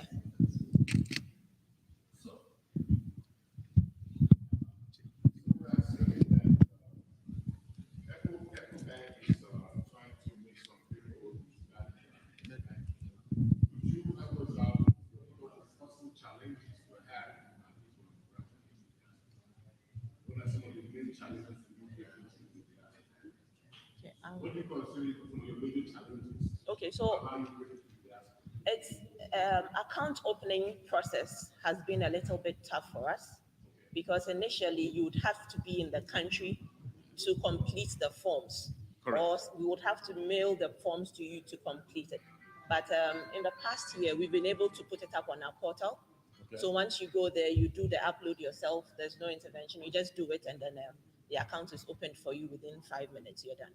So we've been able to cover the account opening process. We've also covered for Western Union on all the other remittances. It terminates into your account if you have an account with us. Correct. So once you do that, you send the money. If it's going to you yourself, it can terminate into an account.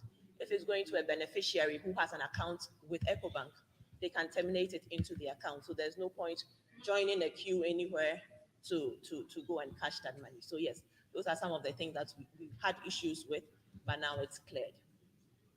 So one more question, if I may ask. So what are your fundamental goals? In other words, what would make it like a success situation for EcoBank in terms of the diaspora? When you talk about diasporan account opening, about how many people is your basic target? I just want to get a sense of what you are looking for in the diaspora. Okay, so we would be happy to bank everybody who has a need to have an account in Ghana or any of the other 33 countries that we work for. We will be happy to have everybody have an account there because we believe we have products that will make your life easy. Okay, my colleague mentioned the retirement package that you can have for your relatives back. Sorry, the policies that you can have for your relatives back at home. I mean, death, we say, is inevitable. So we don't want you to wait till a time when somebody is passed on before you have to send huge sums of money back home for a funeral. We are saying buy into this. We will offer you our funeral policy. We can offer you our retirement package and all the other interesting things. So we have systems or we have products that will make our diasporan customers happy. So we don't have a target. We don't want to say 100, 200, and we are happy. We want to bank everybody to make them also enjoy what the other members of the EcoBank family are enjoying. Hello. I have a few questions for you. The first one is I'm going to speak to the mortgage investments you're talking about. What's the interest rates if your bank is going to be the one to fund the mortgage project? Because I understand there's going to be an equity contribution from the foreign investor, as the case may be. So I'll take it one after the other. I'll allow you to answer that. I have two other questions as a follow-up. For a foreign investor that is coming into Ghana, not necessarily in the real estate sector, in other sectors, what kind of regulatory processes and packages does your bank have in place to ensure they have a seamless operation in Ghana? And my third question is, what are the economic advantages for someone coming to Ghana from, say, America or some other countries, coming to do projects and investments in Ghana? Thank you. Thank you very much. I'll start with the rates. We are currently doing between 11. Sorry. We are currently doing between 11 and 13%. The equity contribution that we ask for is 30% minimum. Okay. I mean, the thinking behind that is people want to move in immediately. People want to move relatives in immediately. So once you make that commitment, we also know that you are serious about it. I mean, once you have a skin in the game, yes, you continue to make the payment. Also, if you're able to make that 30% contribution, it reduces your monthly payment. Okay, so on a monthly basis, it's quite minimal and you'll be able to make that cover without having any stress. So that's what we do right now. So for the mortgages also, the economic value that you also get is, some people also do rentals, okay? And you end up realizing that the rental proceeds can service the loan that you've taken, okay? So then you don't have to worry about monthly payment because the rental proceeds is taking care of it. And within 10 years, this house is yours. You still get rental proceeds and there's no money going to the bank again. It is your money. So that's one of the values that you get from having a mortgage with us. And I'm sorry, your third question, I think I missed it.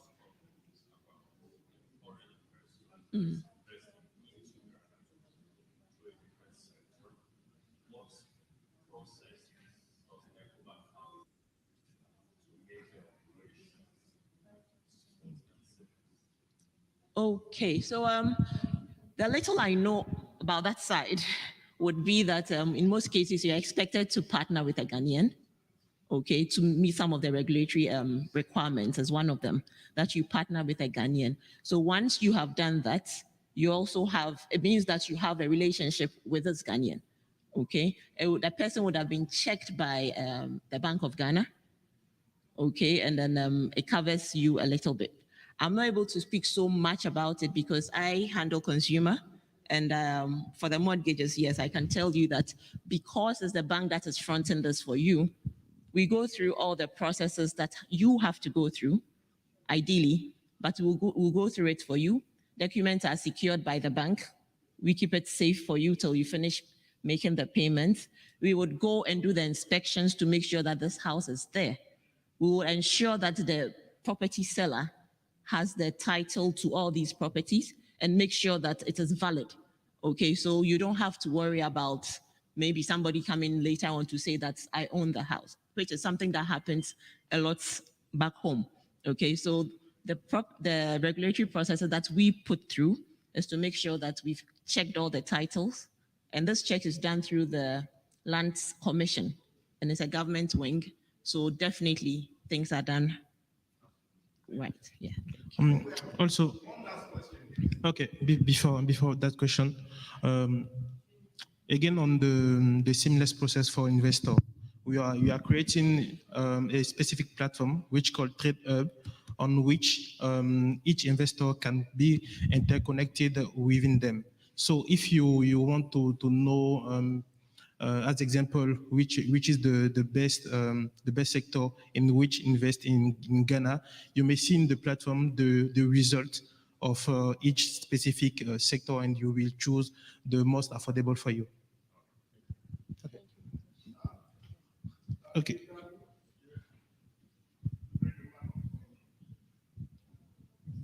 Thank you. Thank you, Mr. Director. Yes, thank you. My name is Dean Badarou. I'm from Benin Republic, Cotonou.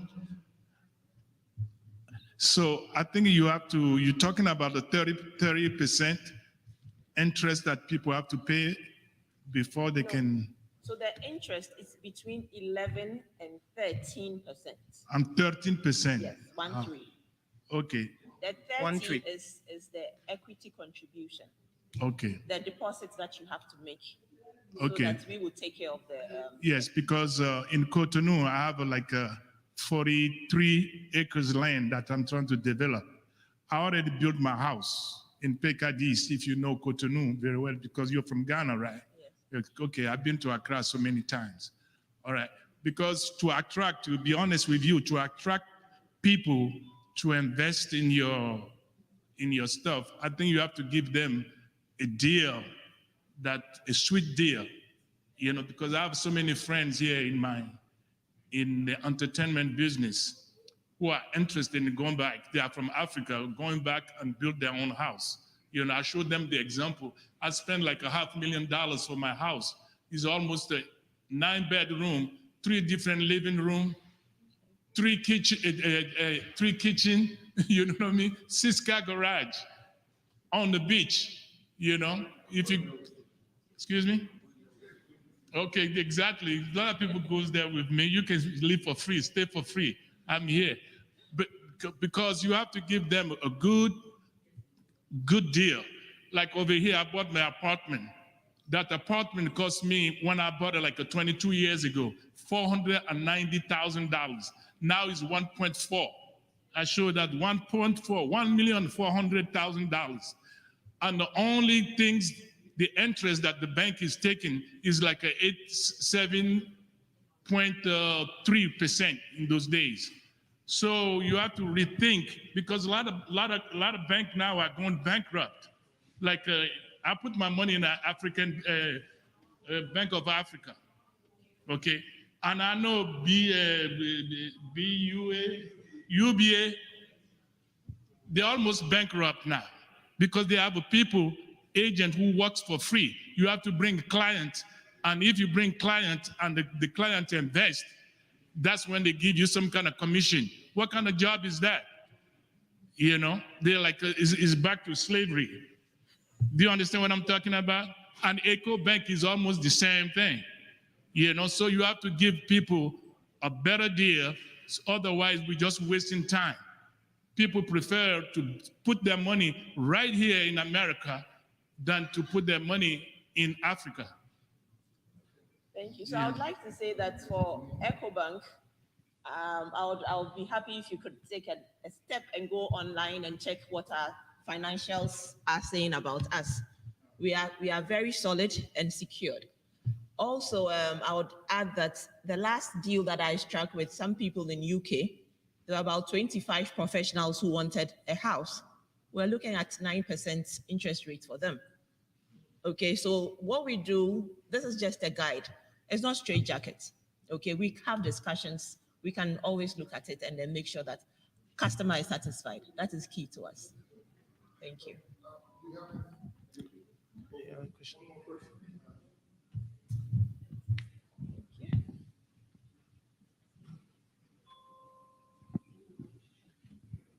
Yeah, hi.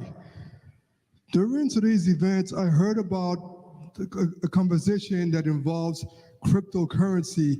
And for months, I've been wanting to say that I don't want to see Africa weakening their own currencies, but I do want to see additional currencies to fall back on if one goes down, so the countries can keep moving forward smoothly and keep working effectively the way they're supposed to be working instead of going downhill. Platinum, silver, gold, their own currencies along with cryptocurrency, 5 currencies to fall back on if anything happens to one of the currencies. And that's exactly why I want Africa to strengthen all of their currencies instead of weakening their currencies while adding additional currencies to fall back on if something goes wrong with one of the currencies. I want to see that become a reality, because I even spoke to my auntie and my uncle about that months ago before I went back to Nigeria a few months ago as well. I was in Nigeria during the summer. I was in the Warri Kingdom. You may not know who I am. I am the Olu's cousin. And I am also a direct family member of the Benin royal family, and by extension, the Yoruba royal family of the Oni of Ife from my mother's side of the family, and Oron monarchy from my father's side of the family. I want to see Africa strengthen all of their currencies. I don't want to see Africa weakening any of the currencies going forward. I want to see the currencies being strengthened. And I want to see additional currencies being added. Silver, platinum, gold, along with their own currencies, and cryptocurrency.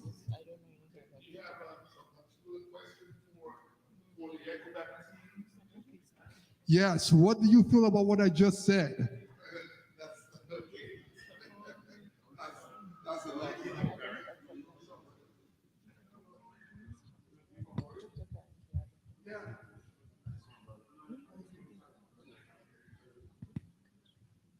I think we're done. Okay. Ladies and gentlemen, I want to thank you very much for staying. I know a lot of people they've been here since 10 o'clock in the morning, and people are hungry. There's a lot of people have gone out to eat. So for those of you who stayed back from different countries, I see Nigeria, I see Ghana, I see Benin Republic, there's the Kenyan, and so on. So we want to thank EcoBank for taking the time to fly down. And we also want to encourage them that there are opportunities in what they're asking for, in the kind of support they want to give to us in the diaspora. Can we please give EcoBank a round of applause, please? Thank you very much. I think this ends the session. Mr. Alabi, Mr. Mark Alabi, the president, do you have anything to say? That's it. So, ladies and gentlemen, until tomorrow, the session starts at 10 o'clock. Let me tell you the schedule for tomorrow. The conference sessions start at 10 o'clock in the morning and end at 3 o'clock in the afternoon. And then we're back for the fashion show at 6 o'clock. And the Afrobeat after party is all tomorrow. So some people want to shake their hips. You got the opportunity tomorrow. Thank you very much, you all, and God bless you all.